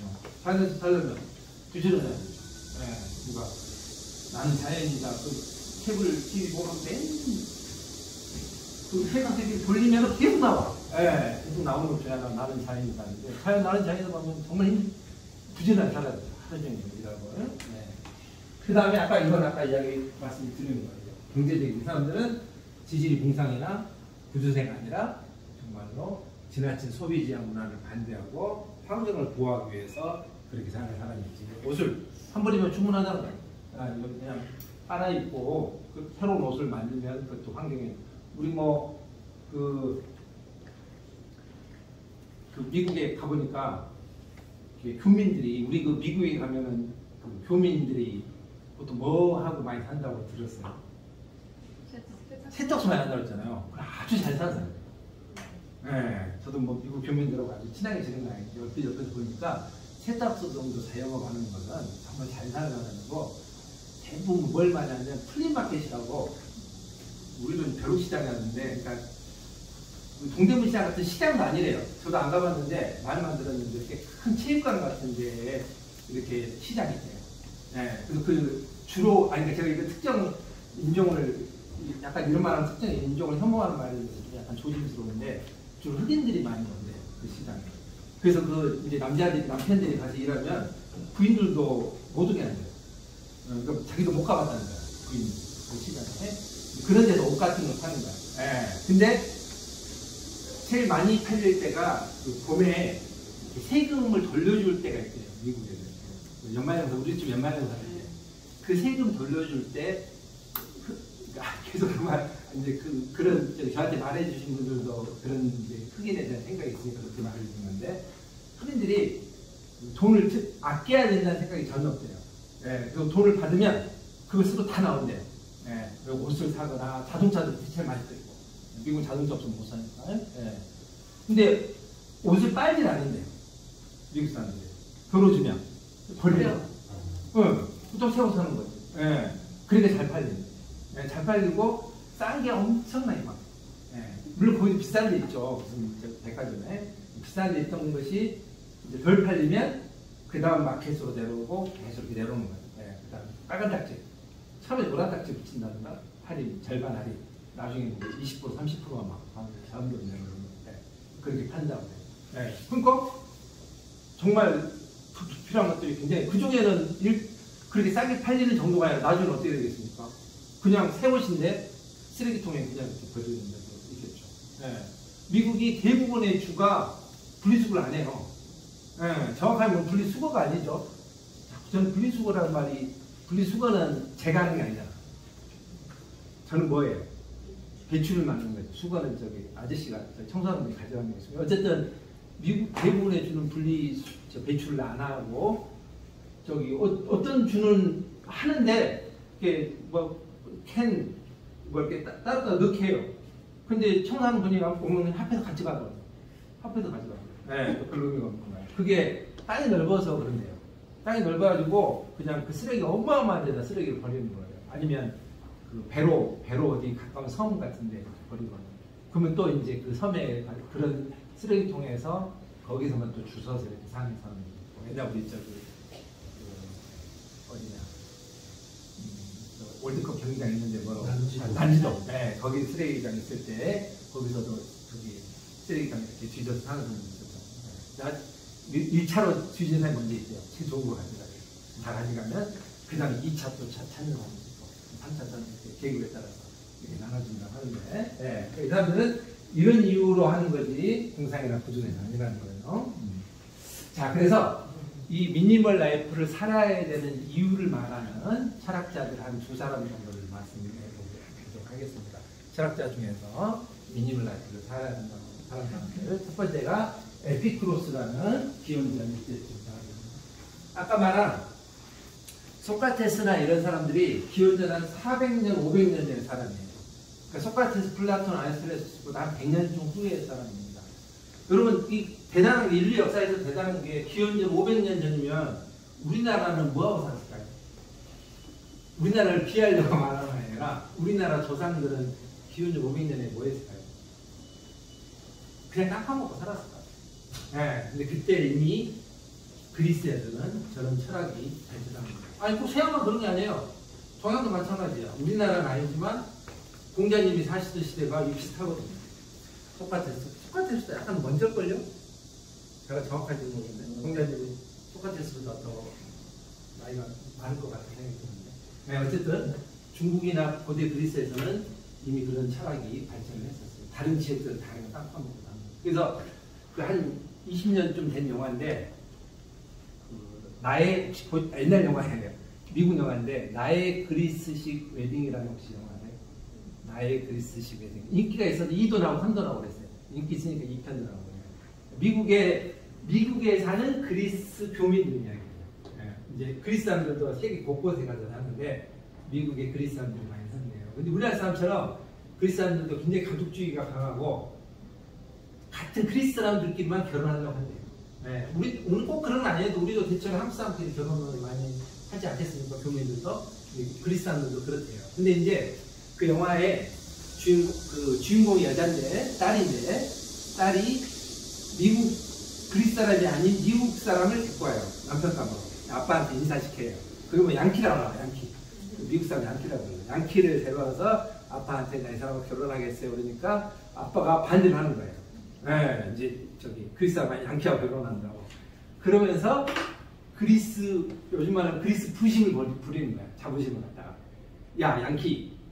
우리 조상들이 철학할 때 네 조상들은 나무 타고 살았다. 이렇게 말해요. 네, 그 영화 보면 그게 나와요. 그만큼 자기 조상에 대한 이제 자부심이 아주 큰 거죠. 어쨌든 그때쯤이에요. 기원전 때. 네. 이때 에피쿠로스라는 철학자가 있었는데 이 에피쿠로스는 철학사에서 쾌락주의자라고 알려졌어요. 에피쿠로스 치면 쾌락주의자라고 딱 나와요. 그 다음에 심지어 이 에피쿠로스가 이건 고유명사인데 사람 이름인데 일반명사가 됐어요. 저기 나오는 에피큐리언. 에피큐리언 일반명사가 있어요. 영어 단어에. 이건 무슨 뜻이냐? 미식가라는 뜻이에요. 미식가. 요즘 맛집 찾아다니잖아요. 그런 사람들을 에피큐리언이라고 해요. 그래서 세상에서 유명한 맛집들은 앞에다 에피큐리언 막 이렇게. 그다음에 요리 학교 이름 중에도 에피큐리언 스쿨 막 이런 게 있어요. 네, 아주 맛있는 음식을 에피쿠로스란 말로 알려져 있어요. 쾌락주의자. 근데 이 사람 주장은 전혀 쾌락주의자가 아니에요. 오히려 근육주의자라. 근데 왜 쾌락주의자라고 알려졌냐? 이 사람은 어떤 것을 쾌락이라고 부르냐? 쾌락을 이렇게 세 가지로 나누는 거예요. 세 가지로. 네, 첫 번째, 필수적인 쾌락. 이거 없으면 안 돼요. 네, 그게 뭐냐면 춥고 배고프고 졸린 거. 이거 해결하는 것을 쾌락이에요. 추울 때 추우지 않은 곳에서 잘 잘 수 있는 거. 그 다음에 배고플 때 뭐 먹는 거. 그 다음에 졸릴 때 자는 거. 그러면 쾌락 오잖아요. 그거 해결할 수 없는 쾌락이 첫 번째 쾌락이에요. 자, 두 번째 쾌락은 이걸 없으면 우리 죽죠. 그죠? 두 번째는 꼭 필요한 건 아니에요. 없어도 살 수 있어요. 근데 쾌락은 쾌락이에요. 그게 뭐냐면 진수성찬인 음식 먹거나 허사소리 집에 살거나 화려한 옷을 입을 때 생기는 쾌락. 이건 꼭 필수 없어도 죽지는 않죠. 네, 그렇지만 정말 쾌락이죠. 그 다음에는 이제 인기나 명성을 얻을 때 생기는 쾌락. 공허한 쾌락을 할 수 있어요. 이 세 가지로 나눠서 우리가 즐거움이랑 쾌락이라는 것은 요게 쾌락이라는 거예요. 요게. 이 삶은 왜 쾌락이 아니냐? 오히려 쫓으면 쫓을수록 계속 부족해지는 거야. 이거 진수성찬 맨날 먹다가 나중에 없으면 어떻게 돼? 계속 허기지잖아. 더 먹고 싶고. 그 다음에 먹고 싶어서 계속 그거 쫓아야 되겠다. 계속 거기 쾌락이 노예가 되는 거지. 네, 이건 쫓으면 쫓을수록 오히려 더 다 얻지 못하게 되는 아주 역설적인 상황이 생긴다는 거예요. 그래서 2와 3과 같은 것은 진정한 쾌락이 아니고 일이 진정한 쾌락이다. 그래서 진정한 쾌락을 얻기 위해서는 어떻게 해야 된다고 에피쿠스라고 하면 조금만 욕심내는 거야. 처음부터 목표를 조금만 하면 쉽게 채워지잖아요. 그 쉽게 쾌락이 준다는 거예요. 오늘 내가 참만 먹어야지, 풀떼기만 먹어야지. 풀떼기 먹기 쉽잖아요. 밥하고 김치만 먹어야지. 그거 쉽게 즐거워하잖아. 즐거워지는 거예요. 그러니까 이 사람이 쾌락주의자라고 할 수 있지만 이 사람이 생각하는 쾌락은 우리가 하는 쾌락하고 완전히 다른 쾌락입니다. 우리가 쾌락이라고 할 때는 보통 말초신경을 자극하는 아주 짜릿한 거, 이걸 쾌락이라고 하잖아요. 그러니까 쾌락이라고 번역해서 그러는데 아니 쾌락만 쓴 거예요. 플레저, 영어로 플레저. 즐거움이라고 번역해도 되긴 돼요. 즐거움이 좀 덜 맞춰주게 들리긴 하죠. 어쨌든 즐거움이라고 번역하든 쾌락이라고 번역하든 이 사람은 처음부터 목표를 낮게 잡아라. 그럼 쉽게 충족할 수 있어요. 쉽게 만족이 되니까 쉽게 항상 내가 배부르고 쉽게 즐겁죠. 근데 높게 잡아요. 그럼 항상 간혹가다는 만족이 되겠지만 만족 못할 때가 많잖아요. 그럼 항상 괴롭단 말이에요. 나름대로 이 사람은 그 쉬운 방법을 쓰는 거죠. 실제 그렇게 살았대요. 말만 그렇다는 게 아니라 평상시에 빵하고 올리브 기름만 먹고 살았대요. 이것만 먹어도 저 영양에 문제가 없는지 모르겠는데 빵하고 올리브. 유럽 가보면 정말 이제 저 북부는 제가 안 가봤는데 프랑스나 독일 같은 데는 안 가봤는데 이탈리아나 저기 스페인 같은 데 가면 올리브 나무들이 정말 많아요. 그 옛날부터 이때부터 있었던 거죠. 이 올리브 기름하고 빵만 평소에 먹고 잔치 있을 때 가끔 치즈 몇 조각 이 정도 먹었다고. 그러니까 우리가 쾌락주의자라고 부르지만 실제로는 금융주의자인 거죠. 실제는 금융주의자. 이렇게 산 이유는 그래야 평화, 마음의 평화를 얻을 수 있습니다. 동요되지 않고 평안한 상태, 아주 동요되지 않고 평안한 상태에 얻을 수 있다는 거예요. 반대는 집착하는 거죠. 자꾸 빵 올리브 기름 정도가 아니라 진수성찬 먹고 싶어요. 그러면은 항상 거기에 집착하게 되고 항상 괴롭죠. 항상 우리가 진수성찬 먹을 수 없잖아요. 누구냐? 식객 만화이신 허영만 씨의 식객 주인공 이름이 남자는 성찬이고 여자가 진수예요. 알고 있어요? 진수성찬 우리 항상 먹고 살 수는 없잖아요. 그러니까 항상 괴롭게 되는 거죠. 뭔가 집착하게 되거든요. 인간관계도 마찬가지입니다. 인간관계도 누구한테 뭐 잘해줘요. 잘해주면 어때요? 나중에 받아야 된다고 생각해요. 아니 나는 잘해줬는데 못 받으면 계속 괴로운 거죠. 그게 커뮤니티 사이트 맨날 올라온 게 그거잖아요. 파리국 같은 데 보면 나는 저 사람 결혼식 때 얼마 했는데 왜 저 사람은 안 왔다거나 나는 10만 원 했는데 5만 원 줬다는 거. 막 그런 이야기 한다고 그러고 이거 그러면 되는데 집착하는 집착. 인간관계든 물건이든 이건 우리가 괴롭다는 거죠. 평화가 아니라는 거죠. 자, 그 다음에 방금 에피쿠로스라는 사람을 이야기했고 그 다음에 한 사람을 이야기하면 이 사람은 사실은 쾌락주의자는 아니고 삶에 대해서 이야기하는 건 아니고 그 학문의 원칙에 대해서 이야기하는데 그래도 저기 적용할 수도 있을 것 같아요. 오컴이라는 사람이에요. 중세시대의 수도사입니다. 중세시대의 서양 중세시대 수도사예요. 정확한 이름은 오컴이 아니라 윌리엄이에요. 윌리엄이라는 이름 잘 모르지만 영어니까 잘 모르지만 굉장히 흔한 이름 같잖아요. 맞습니다. 윌리엄이라는 사람이 굉장히 많아요. 우리 아까 예수님이라고 얘기했지만 예수라는 사람이 정말 많아요. 예수는 이름 흔한 이름. 지금 혹시 야구 좋아하시는 분인데 키움 야구 선수 중에 헤이수스라고 있어요. 키움 야구 선수 중에 외국인 야구 선수 중에 헤이수스. 헤이수스가 뭔지 아세요? 영어로 쓰면 알파벳 쓰면 지저스예요. 예수. 근데 그 이제 저 베네수엘라 사람인데 스페인에서는 제일을 흐로 히읗을 읽으니까 헤수스가 됩니다. 헤수스라고 써야 되는데 헤이수스라고 썼더라고요. 왜 그런지 모르겠는데. 헤이수스란 지저스라는 말들이 흔해요. 예수가 흔해. 예수가 흔하니까 구분하려고 사실은 성경 읽어보시면 알겠지만 무슨 예수라고 불러요? 앞에 어디 동네 출신 예수라고 불러요? 어디 동네? 나사렛 예수라고 자주 나와요. 얘는 다른 동네 예수. 얘는 어디 나사렛 예수. 이렇게 구분하려고 이름을 붙인 거예요. 마찬가지로 오컴이라는 사람도 이름은 윌리엄이에요. 윌리엄이랑 많아요. 그래서 윌리엄 오브 오컴이에요. 오컴 출신의 윌리엄이에요. 근데 그냥 오컴 그래요. 네, 지금은 정확하게 설명을 했습니다. 세상산 갈릴레오도 그럴 거야 아마. 갈릴레오 출신 갈릴레오가 그럴 거야. 갈릴레오가 앞인지 갈릴레이가 앞인지 모르겠는데 갈릴레이 지방의 갈릴레오인가 갈릴레이오 지방 갈릴레오가 그럴 거예요. 세상 사람들이 옛날에는 많이 그랬다고 그래요. 어쨌든 이 오카라는 사람은 뭘 이야기했냐면 뭘 유명한 사람이냐? 오콤의 면도날이라는 것을 말한 사람으로 유명합니다. 면도날 잘라버리는 면도날이잖아요. 이 사람이 한 말 대표적인가요? 존재는 필요 이상으로 늘려서는 안 된다. 존재는 필요 이상으로 늘려서. 이 세상은 꼭 필요한 것만 있어야 된다. 필요가 없는 것은 다 잘라버리잖아요. 뭘? 예. 자, 이게 이 사람은 우리 삶에 적용하는 것이 아니라 사고법칙에 적용하는 거예요. 사고법칙. 그래서 경제성의 원리나 단순성의 원리나 전략의 원리라고 부르거든요. 한번 예를 들어볼게요. 밤하늘에 뭐가 반짝반짝해요. 밤하늘에. 야, 저거 뭘까? 어떤 사람이 UFO라고 해요. 어떤 사람은 저것을 갖다가 인공위성일 거라고 해요. 어느 쪽이 옳은 설명일까? 이때 적용하는 것이 오컴의 면담입니다. 자, 두 개 다 똑같이 강한 이유니까요. 밤하늘에 저 반짝이는 거, 저것은 인공위성일 거야. 아니야, UFO일 거야. 두 가지 똑같이. 이것도 오를 수 있고 저것도 오를 수 있을까요? 이 오컴의 면도라를 적용하면 아니라는 거예요. 인공위성이라는 것은 우리가 지금까지 알고 있는 지식만 가지고 충분히 설명이 되죠. 더 새로운 걸 끌어줄 필요가 없잖아요.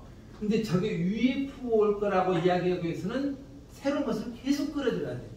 우리가 아직까지 UFO를 한 번도 본 적이 없잖아요.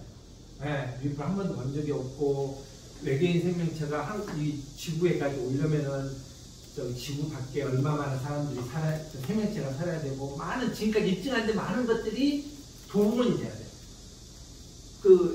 중국 소설인데 넷플릭스에서도 하는 삼체라고 보셨어요? 삼체가 그 내용이에요. 삼체는 이제 아주 20년인가? 아니, 200년 떨어진, 200광년이죠. 200광년 떨어진 곳에 생명체가 사는 것을 어떤 우주과학자가 통신을 통해서 알게 됐어요. 네, 그래서 근데 그 200년 떨어진 그 섬은, 그 별은 더 이상 살 수가 없어. 그래서 지구로 침략해 와요. 그래가지고 200년 동안 준비한 내용이야. 우리 지구 유닛이. 그 내용인데, 그런 것이 가능하기 위해서는 우리가 지금 알고 있는 이상의 것이 필요하잖아요. 그러니까 틀렸다는 거야. UFO가 있다고. 이 오컴의 면도라는 거야. 우리가, 더 쉬운 예를 들어보면, 캠핑 갔는데 자고 있는데, 텐트 위에서 후두둑 소리가 나요. 비가 올 거다. 한 명은 남편은 야, 비 오는 거야. 그러는데 부인은 위에 도깨비들이 나무 위에서 막 나무를 흔들어서 나무 열매가 떨어지고 있어. 이렇게 말해요. 누구 말이 맞겠어요? 남편 말이 맞을 가능성이 훨씬 높은 거죠. 오컴의 면도라는 거야. 비가 오는 것은 지금까지 우리가 알고 있는 지식만 갖고 설명이 가능하단 말이에요. 근데 도깨비를 동원하기 위해서는 새로운 걸 또 끌어줘요. 이게 오컴의 면도. 이게 존재는 필요 이상으로 늘려서는 안 된다. 그런데 이 두 가지, 이제 두 철학자를 지금 이야기했단 말이에요. 에피쿠로스도 이야기했고, 그 다음에 오컴도 이야기했고, 물론 오컴 우리 사는 방식에 대해서 이야기할 거 아니에요. 여기에 미니멀 라이프를 지지하는 두 철학자로 볼 수는 있지만, 이게 참 어려운 게, 여기서 필수적인 거, 없으면 우리가 살 수 없는 거, 이 필수적인 것을 어디까지로 할 수 있느냐, 어디까지의 필수냐를 정하기가 참 어렵다는 거예요. 여기도 마찬가지야. 존재는 필요 이상 늘려서 안 된다. 어디까지가 필요냐를 갖다 우리 사는 방식에서. 자, 에피쿠로스가 사는 시대를 한번 생각해 봅시다. 언제냐면, 에피쿠로스 사는 시대는 기원전 아까 300년 전에. 그때 기계라는 게 있었습니까? 올리브 짜는 기계는 있었대요. 그 정도 기계일 거예요. 올리브 짜는 기계. 철학자 중에 소크라테스 이전에는 철학자가 있었을 거예요? 없었을까요? 있었어요. 근데 남겨진 글이 하나도 없어요. 소크라테스부터 남겨진 글이 있고요. 그 이전에 남겨진 글이 없어요. 아니, 글은 썼대요. 근데 다 중간에 사라진 거예요. 네. 근데 아까 플라톤이나 아리스토텔레스가 쓴 글들에 전해져 와요. 아리스토텔레스 쓴 글 보면 옛날에 탈레스라는 철학자가 있었는데 그 사람이 쓴 글에 이러이러한 내용이 있다라고 기록이 남아있습니다. 근데 책은 없어. 다 이제 어디 중간에 사라진 거예요. 거예요. 그래서 철학자 중에 소크라테스 이전 철학자 중에 저 서양 철학만 놓고 이야기하는 겁니다. 제가 동양 철학 전문가라서 서양 철학자 중에 제일 오래된 철학자를 탈레스라고 합니다. 탈레스라는 사람이 철학의 시조라고 하는 사람이 할아버지라고 하는 사람입니다. 근데 그 당시에도 철학자들은 쓸모없는 이 세상에 돈도 안 되는 거 하는 사람이라는 평이 있었다고 해요. 그 당시에 철학자 이 사람들 많은 사람이 돈도 안 되는 거 이러면서 그래서 아리스토텔레스가 거기다가 써놔요. 세상 사람들이 철학자들은 돈도 못 벌고 쓸모없는 일을 한다고 하는데 아니다. 탈레스는 그 해에 올리브가 풍작이 될 것을 예측을 하고 기후를 예측한 거야. 그래가지고 올리브 짜는 기계를 다 입도 선매했어요. 다 사재기라는 거야, 사재기. 네, 그 해에 올리브가 풍작이 돼가지고 올리브 짜는 기계들이 다 사버렸대요. 근데 정말로 풍요됐어요. 근데 올리브 짜는 기계가 다 동일한 거예요. 그래서 그때 비싼 값으로 팔았대요. 네, 요즘 말로 그걸 뭐라고 하는지 모르겠는데 이게 선물인지 제가 그런지 어쨌든 그래서 철학자도 돈을 많이 벌 수 있다. 그 말을 아리스토텔레스가 써놨어요. 그러니까 그때 기계라는 게 그 정도인 거예요. 네, 올리브 짜는 기계. 그런 사람들 필요한 게 없죠. 아니 15세기 산업혁명이 일어나기 전까지 기계라는 게 그 정도밖에 없어요. 정말로. 우리 인간의 머리라는 것이 굉장히 복잡하잖아요. 뇌라는 것이. 다른 부위는 우리가 많이 밝혀졌지만 인간의 뇌는 밝혀진 게 20, 30%밖에 안 된대요. 그래서 인간의 뇌를 갖다가 이해하기 힘드니까 어느 시대에나 그 당시에 제일 발전된 기계 장치에 비유해서 뇌를 설명하는 것이 유행했어요. 지금도 마찬가지예요. 요즘 인지과학이라는 학문이 있거든요. 인지과학이라는 학문에서는 요즘 학문에서는 이 뇌를 어디에 비유할 것 같습니다. 요즘 컴퓨터 맞아요. 네, 요즘 인지과학은 뇌를 컴퓨터에 비유해서 설명합니다.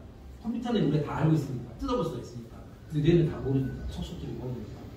근데 16세기, 17세기까지만 하더라도 뇌를 어디다 비유했냐면 지금 보면 정말 웃겨요.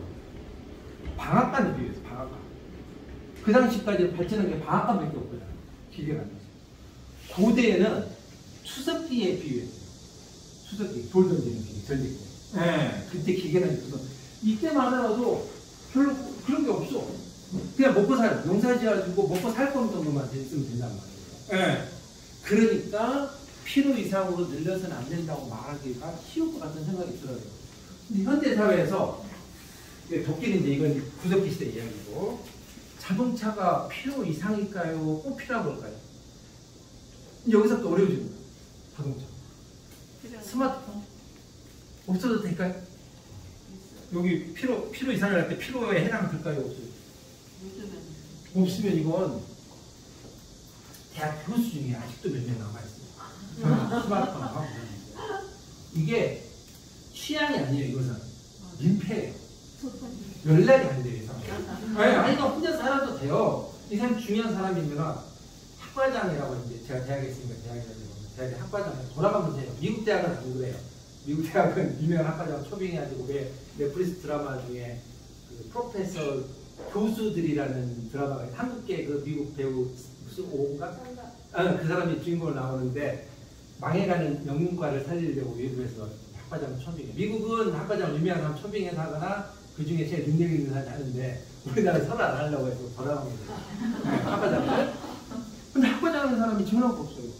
학과장은 항상 조교한테 연락이 돼야 되거든요. 매일 이 결제할 일이 생기는 거예요. 그럼 민폐잖아요. 내가 제가 한 학과장은 저기 오늘 어디 갔다 왔냐니까 용산 저기 어디냐 그 전자제품 파는 데거든요. 용산 전자상가에 엔소링 머신 있잖아요. 그 자동 응답기. 옛날에 전화 걸면 자동으로 그거 파는 거 찾아. 자기가 전화가 없는데 자꾸 이제 저기가 전화하니까 자동 응답기 받아오면 외부에서도 그 왜 자동 응답기 있을 때 한참 발전했을 때는요. 그 직접 틀어봐도 되지만 외부에서도 확인할 수도 있었어요. 전화 걸어가지고 자기 저도 썼었어요. 네, 외부에서 확인하면서 저 끝까지는 안 써봤는데 어쨌든 그 민폐잖아요. 민폐. 네. 그러니까 스마트폰은 이건 필수가 되는 세상이죠. 근데 어떤 사람은 아직도 이거 없는 사람이 꽤 제가 아는 교수도 몇 명 있거든요. 네. 자, 그래서 바로 이 어디까지 필요한가를 말하기가 참 어렵다는 거예요. 아주 유명한 소설이죠. 톨스토이 사람에게는 얼마만큼의 땅이 필요한가? 단편소설, 아주 짧은 소설인데 뭐 스포일러이긴 하지만 좀 미리 말하죠. 이게 뭐예요? 사람이 얼마만큼 땅이 필요하냐? 결말이 뭡니까? 자기 누울 만큼 그 정도만 필요하다는 거예요. 누울 만큼만 그 정도만 땅이 있습니다. 우리가 살면서 그러니까 톨스토이는 이제 그걸 이 사람 귀족이지만 그 다 버리고 살아서 실제 마지막 말년에 가서는 다 버리고 농민들하고 같이 살겠다고 집 나가가지고 여든 넘어서 기차역에서 돌아가서 죽었죠. 톨스토이는. 예, 그만큼만 누울 만큼 그만큼만 필요하다고 이야기하는 거죠. 근데 그다음 부자들은 법칙이 있어요. 사기 전에 꼭 필요한가 물어보면 돼요. 대안이 있는가? 이거 안 사도 따로 대안이 있는가? 물어보고 예스 그러면 안 사도 된단 말이에요. 근데 이게 사람마다 다 다르요. 어디까지 필요한지는 사람마다 다 다르고 또 시대마다 다르요. 예, 이거 정하기가 참 어렵다는 거예요. 그 다음에 저기 귀족이냐? 이 사람은 귀족이니까 살만했겠죠. 아마 공부하던 사람이니까 귀족이었을 가능성이 커. 귀족이거나 귀족이 아니더라도 기본적인 것을 먹고 살 걱정은 없었을 것 같은 생각이 들어요. 근데 그 당시 노비나 농민들은 먹고 살기 위해서는 이렇게 일해야만 되는데 그 이상의 그 시간이 남았을 때 나머지 시간은 사색하고 자연 즐기고 동물들과 우정 쌓는 데 쓰라고 했거든요. 이러려고 최선을 가지라고 했어요. 근데 아마 그 시대에 죽으라고 일만 해가지고 이거 하기가 쉽지 않았을 거예요. 대부분의 사람들. 요즘도 마찬가지예요. 자동차 없이 살면은 저게 가능할까요? 산책하고 자연 즐기고 동물들과 우정 쌓는 게. 자동차 오히려 쓰고 시간 남았을 때 그거 쓸 것 같은 생각이 들어요. 네. 그러니까 이게 참 정하기가 어렵다는 거예요. 자동차가 꼭 필요한지 아닌지. 이거에 대해서. 그 다음에 전략이 꼭 이득이냐 이거 또 생각해봐야 돼요. 전략이. 자, 미니메이스는 아까 딱 필요한 만큼만 돈 벌면 된다고 했어요. 근데 국어사전에 아까 말한 표준 국어사전에 부자의 정의를 뭐라고 했냐? 재물이 많아 살림이 넉넉한 사람이라고 했어요. 근데 어느 정도 재물이 많아야 살림이 넉넉할까요? 이거 참 말하기가 힘들어요. 네. 요즘 부자라고 했을 때 어느 정도 부자를 말할까요? 매력 정도 있어요. 10억. 그 청소년들은 저는 조금 약간 사상이라고 생각이 좀 그런 이야기를 해주고 싶은데 그 커뮤니티 같은 거 보면 밸런스 게임이라고 하세요? 네, 밸런스 게임. 너 얼마 받고 어떻게 살래 뭐 살래 서로 막 VS 해가지고 하는 게 있어요. 예를 들어 10억 받고 감옥 갔다가 10억 받고 1년 감옥 갔다 10억 받고 살기 뭐 이런 거 같은 거예요. 근데 감옥 갔다가 10억 갖고 10억이 굉장히 큰 돈으로 많은 거 같아요. 아니, 감옥, 아무리 100억, 1000억이 하더라도 감옥 가는 것도, 그것도 얼마나 생각이 아니지만, 10억 갖고 그게 되냐 이거예요. 아니, 솔직히 서울에서 10억 갖고 살 수 있나요? 못 살잖아요.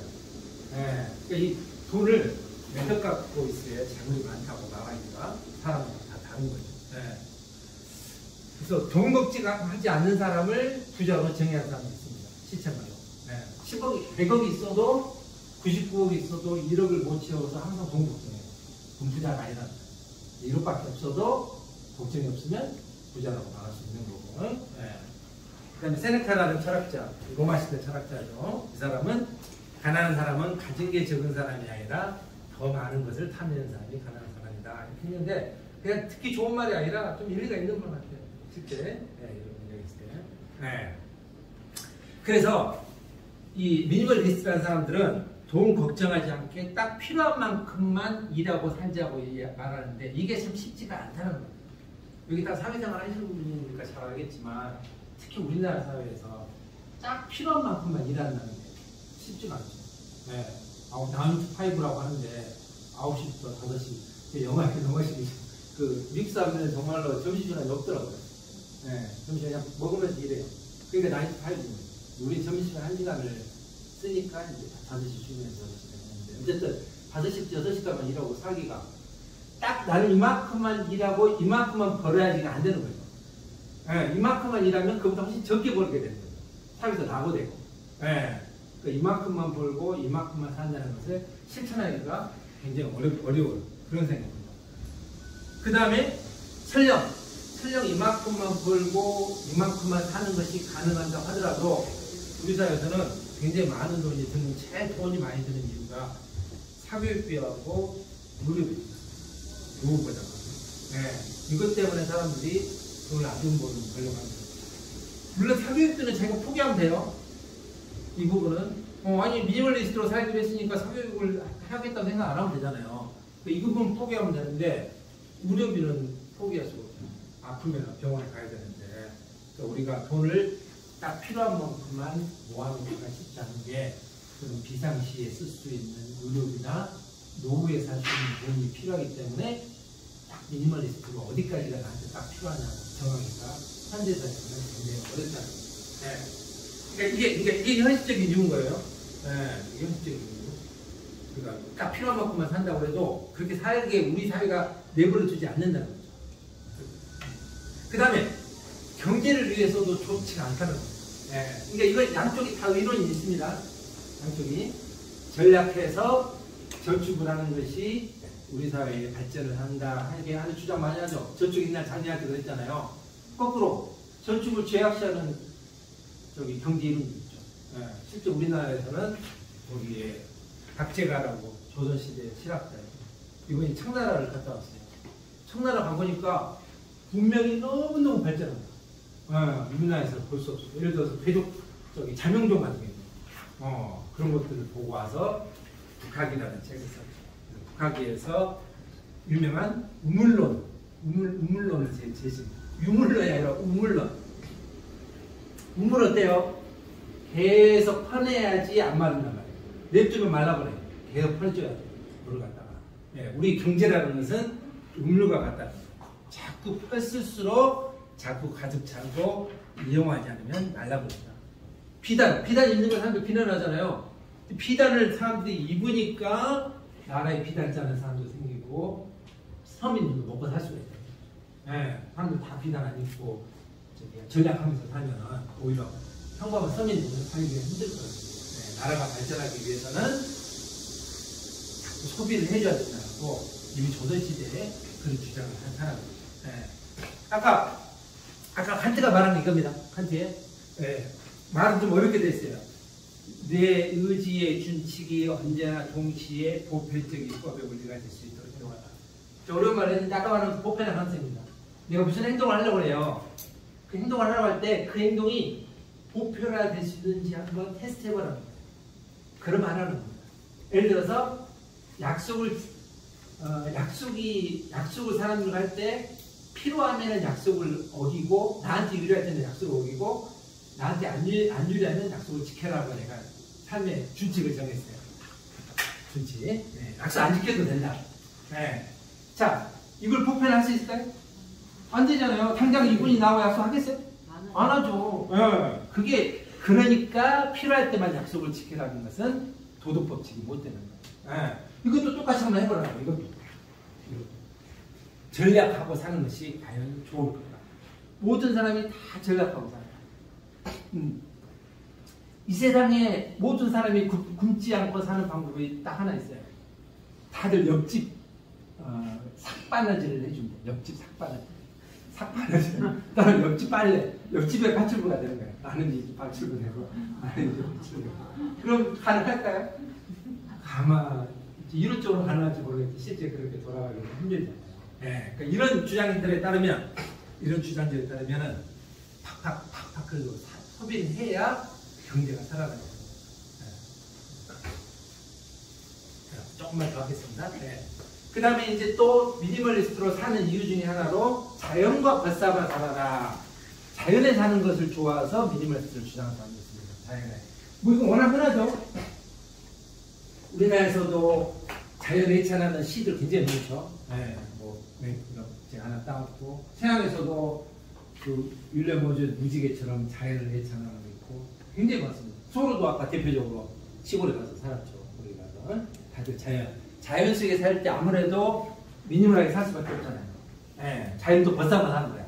뭔가. 네. 그랬을 때 시간에서 여유도 생기고 마음의 평화와 진정한 자유를 얻을 수 있으니까 자연과 벗삼에 살아라고 이야기를 했어요. 예. 에피테투스라고 스토아파 철학자라고 있어요. 스토아파 철학자, 에피테투스. 노예 출신 철학자입니다. 스토아파 철학자가 재밌는 게 노예 출신 철학자도 있고 에피테투스는 노예 출신 철학자고 거꾸로 황제 출신 철학자도 있어요. 들어보셨습니다. 황제 출신이 그 글래디에이터라는 영화 보셨어요? 글래디에이터 첫 장면이 그 황제를 아들이 죽이고 이제 거짓말로 아버지가 돌아가셔서 너 황제해라라고 유언을 가짜로 조작하죠. 그 죽은 황제가 그 마르쿠스 아우렐리우스 황제예요. 네, 그 사람이 철학자. 아울레스의 명상집 많이 베스트셀러를 읽어보신 분 있을 거예요. 아울레스는 스토아파의 황제 출신 철학자고 에피테투스는 노예 출신 철학자예요. 이 사람이 뭐라고 이야기했냐? 우리의 불행 중 상당한 것은 통제할 수 없는 것을 통제할 수 있다고 생각하는 데서 온다는 거예요. 예. 그래서 오늘 우리가 하루를 시작하면서 통제할 수 있는 것과 없는 것을 한번 나눠보자면 통제할 수 없는 거. 날씨. 날씨 비 온다고 막 화내. 이건 어렵다는 거야. 내가 날씨 통제할 수 없는 거. 근데 통제할 수 있는 거. 내가 오늘 착하게 살려고 했는데 착하게 못 살았어. 그런 걸 가지고 반성하고 그래야지 통제할 수 없는 거 가지고 화내는 것은 어리석은 거라고 하는 게 에피테투스군요. 근데 이 사람은 대표적인 게 늙고 죽는 거. 늙고 죽는 것은 자연의 섭리 아니냐는 거예요. 이 자연의 섭리에 어근 이 늙고 죽는 거에 대해서 불행하게 생각하고 화를 내면 그건 어리석다는 거예요. 이건 그냥 받아들여야 되지. 네. 이렇게 말하는 거예요. 그러니까 자연은 이때 자연과 물론 이 자연은 좀 약간 다르긴 한데 이때 자연은 정말로 시골을 말하는 거고 이 자연은 그냥 우리 어떤 주어진 이치를 말하긴 하는 것이긴 하지만 이 시골에 사는 게 이 자연의 이치하고 좀 맞는 것 같은 생각이 들어요. 근데 정말 그러냐는 거예요. 정말 시골에 살면 여기 말한 것처럼 뭔가 최소한의 물건만 가지고 마음이나 시간에서 여유 생기고 마음의 평화와 진정한 자유 생길까요? 읽어보셨나 모르겠는데 최일남이라는 유명한 소설가가 있죠. 서울 사람들이라는 소설이 있어요. 이게 중학교 교과서 요즘은 중학교 교과서 실려서 많이 알고 있어요. 내용이 뭐냐면 시골 출신 동창생들 5명인가 4-5명이 야 우리 시골 가서 며칠 살아보자. 이 자연의 시골 서울에서 찌든 생활에서 벗어나서 한번 시골에서 살아보자 해가지고 시골에 갔어요. 첫날은 막 신나는 거예요. 저기 민박을 했는데 주인이 된장찌개를 끓여주고 전화도 없고 그러니까 밤하늘이 별 보고 정말 좋다고 하는 거예요. 근데 둘째 날부터 괴로워하기 시작하는 거예요. 또 된장찌개 나오니까 이제 또 이거 나오고 심심하고 할 일도 없고 소설에는 안 나오지만 시골에 살다 보면 또 어떻습니까? 모기도 많고 그죠? 화장실도 이렇게 깨끗하게 샤워 같은 거 할 수도 없고 여러 가지 불편한 거죠. 그래서 서울 사람들 결말은 이제 며칠 계획했던 것보다 일찍 서울에 가서 맥주집과 술 마시는 그 장면이 마지막에 나와요. 자, 그래서 시골에 사는 게 꼭 우리가 생각한 만큼 그렇게 행복한 것은 아니잖아요. 사람마다 다를 수가 있는데. 그 다음 우리가 여기 나온 것처럼 자연에 사는 게 꼭 또 친환경적인 것도 아니에요. 시골 살다 보면 자동차 오래 있어야 돼요. 서울에 살면 자동차 없어도 되잖아요. 대중교통 잘 되어 있으니까. 서울은 근데 하루에 버스 한 2-4번 오는데 많단 말이에요. 그거 차 없으면 안 되는 거죠. 그거 다 차 굴려요. 또 난방도 아파트처럼 여러 시密集에 살아야 난방비가 절약돼요. 근데 시골은 개인 기름 팍팍 빼야지 된다는 거예요. 오히려 더 환경적으로도 시골이 더 나쁠 수가 있죠. 우리가 정말 자연적으로 살면 나무 때문에 살아야 되잖아요. 근데 나무 때문에 사는 것이 친환경적은 아니죠. 옛날에 화전, 지금 많이 없어졌는데 6.25 직전까지만 하더라도, 직후까지만 하더라도 화전이라고 있었어요. 땅이 없어. 이런 데 시골에, 산골에 사는 사람들. 그러니까 밭에다가 산에 올라가서 자기 땅도 아니죠. 산에 이제 불 지르는 거예요. 불이 지르면 나무가 타서 그게 재가 되는 거예요. 거기다 농사 짓는 거예요. 뭐 지을 수 있는 기껏해야 감자나 메밀 이런 거죠. 그리고 그 끝나면 또 딴 데 가. 거기 불탄 그대로 냅두고 이거 얼마나 자연 파괴적인 거예요. 그리고 노화집이라고 아세요? 노화집 강원도가 많이 또 사람 살지는 않고 관광지가 남아있어요.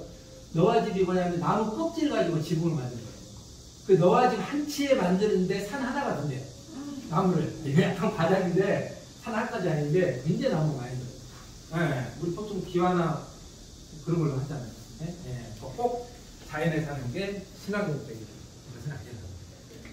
자연적인 것이 다 좋은 거예요. 자연에 있지만 나쁜 것도 많아요. 대표적으로 코로나19 바이러스 이거 자연에 있는 거잖아.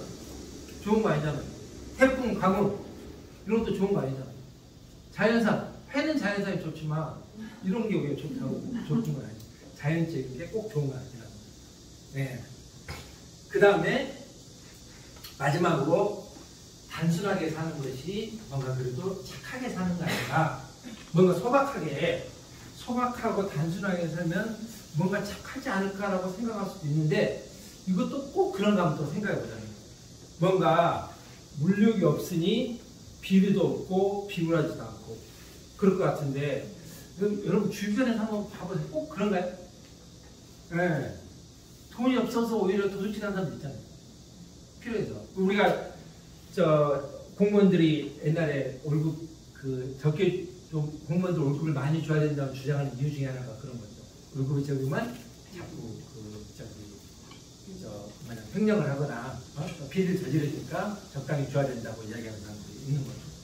그 다음에 이것도 좀 조심스러운 이야기하지만 우리가 부자 동네와 가난한 동네 중에 어디가 더 범죄가 많이 일어날까요? 가난한 동네에 많이 일어난다고 일어나기는 좀 말하기는 그렇지만 또 이게 적게 일어난다고 말하기도 어렵잖아요. 예, 그러니까 우리가 소박하고 단순하게 산다고 해서 꼭 좋은 덕성을 가질까? 회복 탄력성이라는 말 들어보셨어요? 회복. 고난에 빠졌을 때 빨리 극복하는 것을 회복 탄력성이라고 해요. 그래서 고난에 빠졌을 때 더 잘 이겨낼 수 있고 사치스러운 사람은 편안한 삶이 속에 있기 때문에 쉽게 굴복할 거라고 생각해요. 꼭 그럴까요? 이것도 단론하기가 힘들죠. 네, 과연 가난하게 어렵게 산 사람들이 회복 탄력성이 높을지 아니면 아주 행복한 가정에서 평안하게 사는 친구들이 오히려 회복 탄력성이 높을지 이런 게 결국에 그렇다고 제가 반대쪽으로 말하는 거 아니에요. 반대쪽으로 소박하고 단순하게 사는 게 아니라 부유하고 행복하게 살아야 더 윤리적이라고 말하는 것도 아니고 다 다르다. 사람마다 다르다는 거예요. 사람마다. 네. 그래서 오늘 결론은 이제 마지막으로 말씀드리는 결론이 이겁니다. 여기다 써놨나? 사봤어. 케이스 바이 케이스라고 하는 것처럼 요즘 젊은 애들 하는 약자로 사바사라고 해요. 사바사. 그 사람마다 다르다는 거예요. 사람마다. 네. 어떤 사람은 소박하게 단순하게 살았을 때 좋은 사람도 있고 이렇게 살았을 때 나쁜 덕성이 가진 사람도 있고 사람마다 다르지 딱 잘라서 말할 수는 없다는 거예요. 그래서 결론적으로 너무 좀 무책임하게 제가 그건 취향이다. 네. 미니멀리즘으로 살든 미니멀리즘으로 안 살든 각자 알아서 선택하게 해야 된다. 그건 취향이다. 이렇게 말하는 것은 약간 좀 무책임한 것 같아요. 그리고 제 나름대로 대안은 단순하게 사는 것을 선택하려고 하는 사람도 분명히 있단 말이에요. 그런 사람이 선택할 수 있도록 뭔가 조건을 만들어야 된다는 거예요. 그게 아까 에피쿠로스가 말한 필수적인 욕망. 필수적인 욕망은 가지고 살아도 별로 지장이 없게 우리 사회가 좀 만들어져야 되는 거 아닌가 싶어요. 그러니까 어떤 사람은 나는 먹고 자고 춥지 않은 곳에서 자고 배고프지 않은 곳에서 먹고 이렇게 사는 것만 나는 만족하고 살고 싶다. 그런 사람 분명히 있단 말이에요. 그런 선택이 유지될 수 있도록 우리 사회의 기본적인 인프라가 좀 갖춰져야 된다는 거예요. 그게 아까 말한 것처럼 적어도 노후에 걱정하지 않고 아프면 병원 가고 특정 지역 말하기는 그렇지만 파고다 병원에 가서 줄 서서 급식 받아 먹 그게 꼭 좋은 건 아니죠? 그것도 복지 중에 하나인가? 근데 좀 저기 잘 사는 것 같지는 않잖아요. 네. 그렇게 안 살아도 우리가 될 수 있도록 좀 연금 제도가 제대로 돼 있어야 되는 거 아니에요?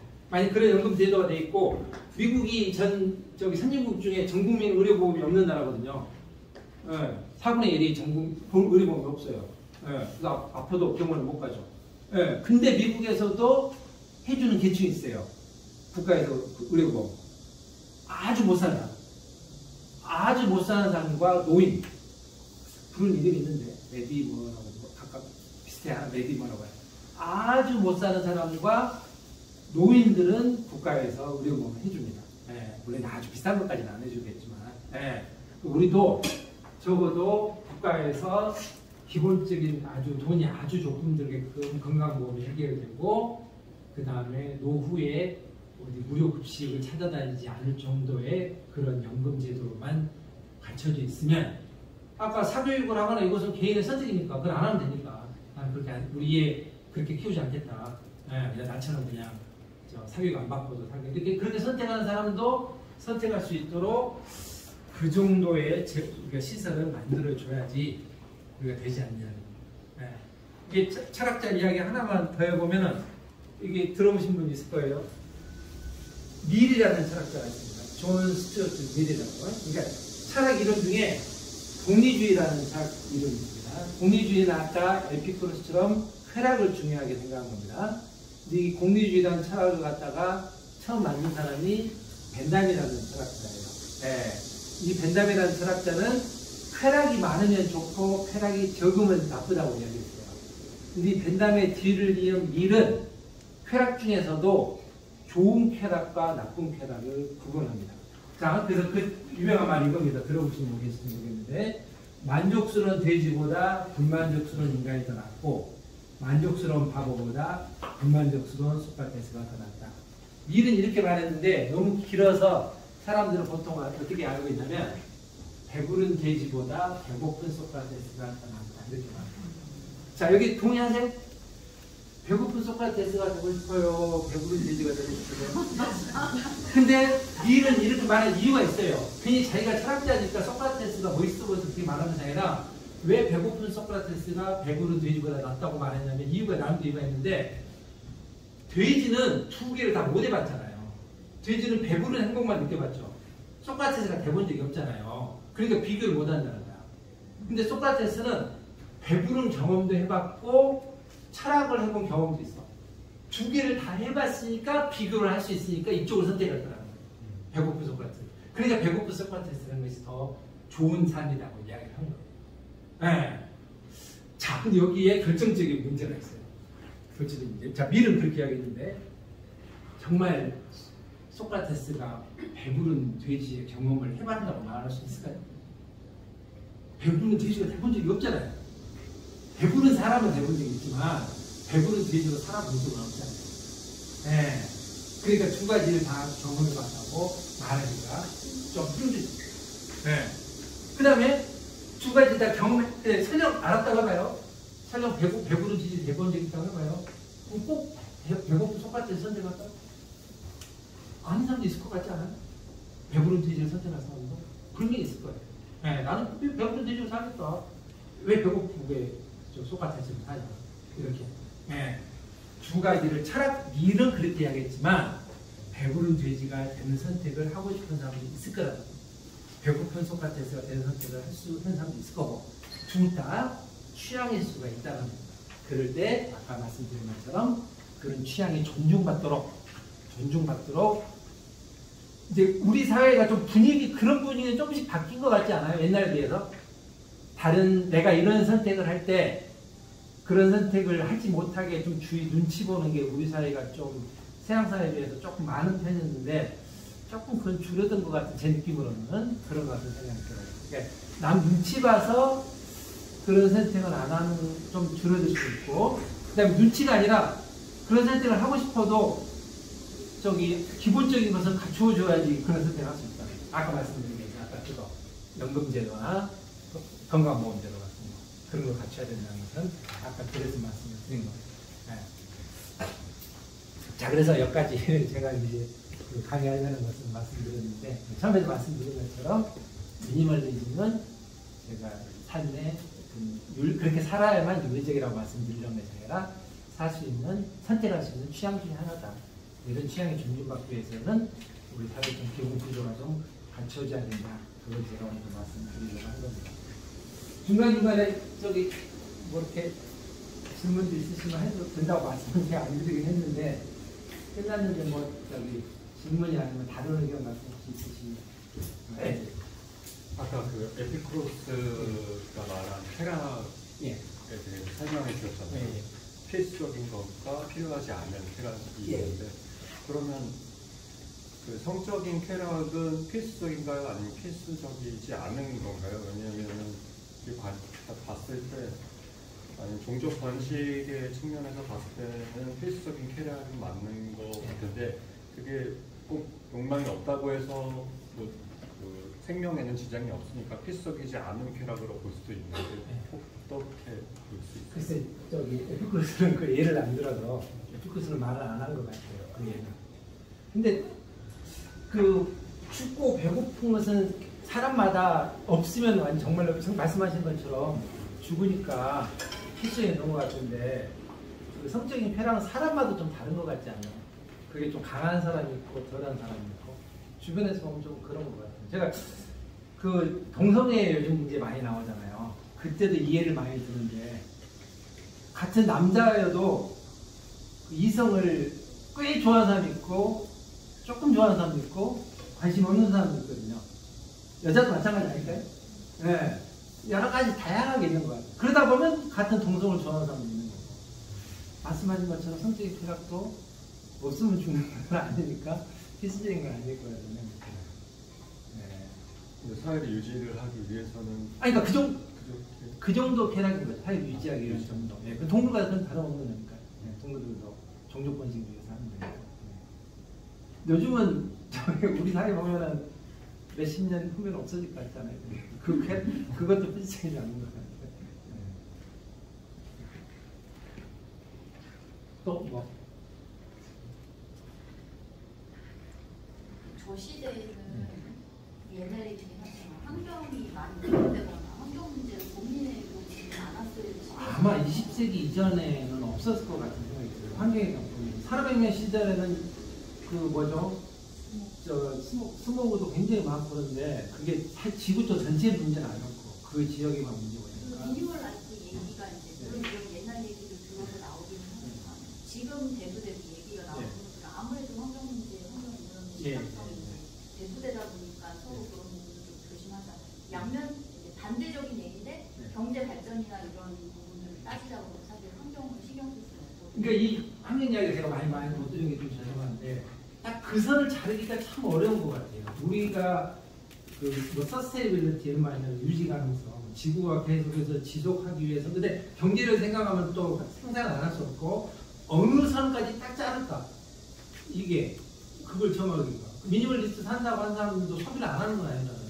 네, 기본적으로 그 사람도 아주 즐거운 수준이 못도 사고 해야 되는데 그러니까 어느 정도가 그 지구가 유지되면서 생각을 해야 되는 환경에 적합하게 이걸 딱 합의하기가 네. 그러니까 되도록 이 정도밖에 말을 못하지 않나 싶어요. 근데 또 한편에서는 이 환경 문제는 또 다른 과학기술을 해결해야 된다고 주장하는 사람들도 있거든요. 네. 과학기술이 발전해서 환경 문제를 해결해야 된다고 주장하는 사람들도 있고 그 다음에 어떻게 생각하면 사람들이 욕망이나 이런 것을 생각하면 사람들한테 너희도 환경 생각하면은 지금 좀 아껴 써야 된다 이런 말을 사람들한테 말로 설득하기는 좀 쉽지 않을 것 같아요. 제도를 아예 해야 되는 거지. 각 나라에서 이 정도의 생산량 같은 거가 포탄이다 정하는 게 중요하고. 궁금했던 네. 게 개인이 미니멀 라이프를 하도록 해서 유도를 한 다음에 환경을 보존하도록 하잖아요.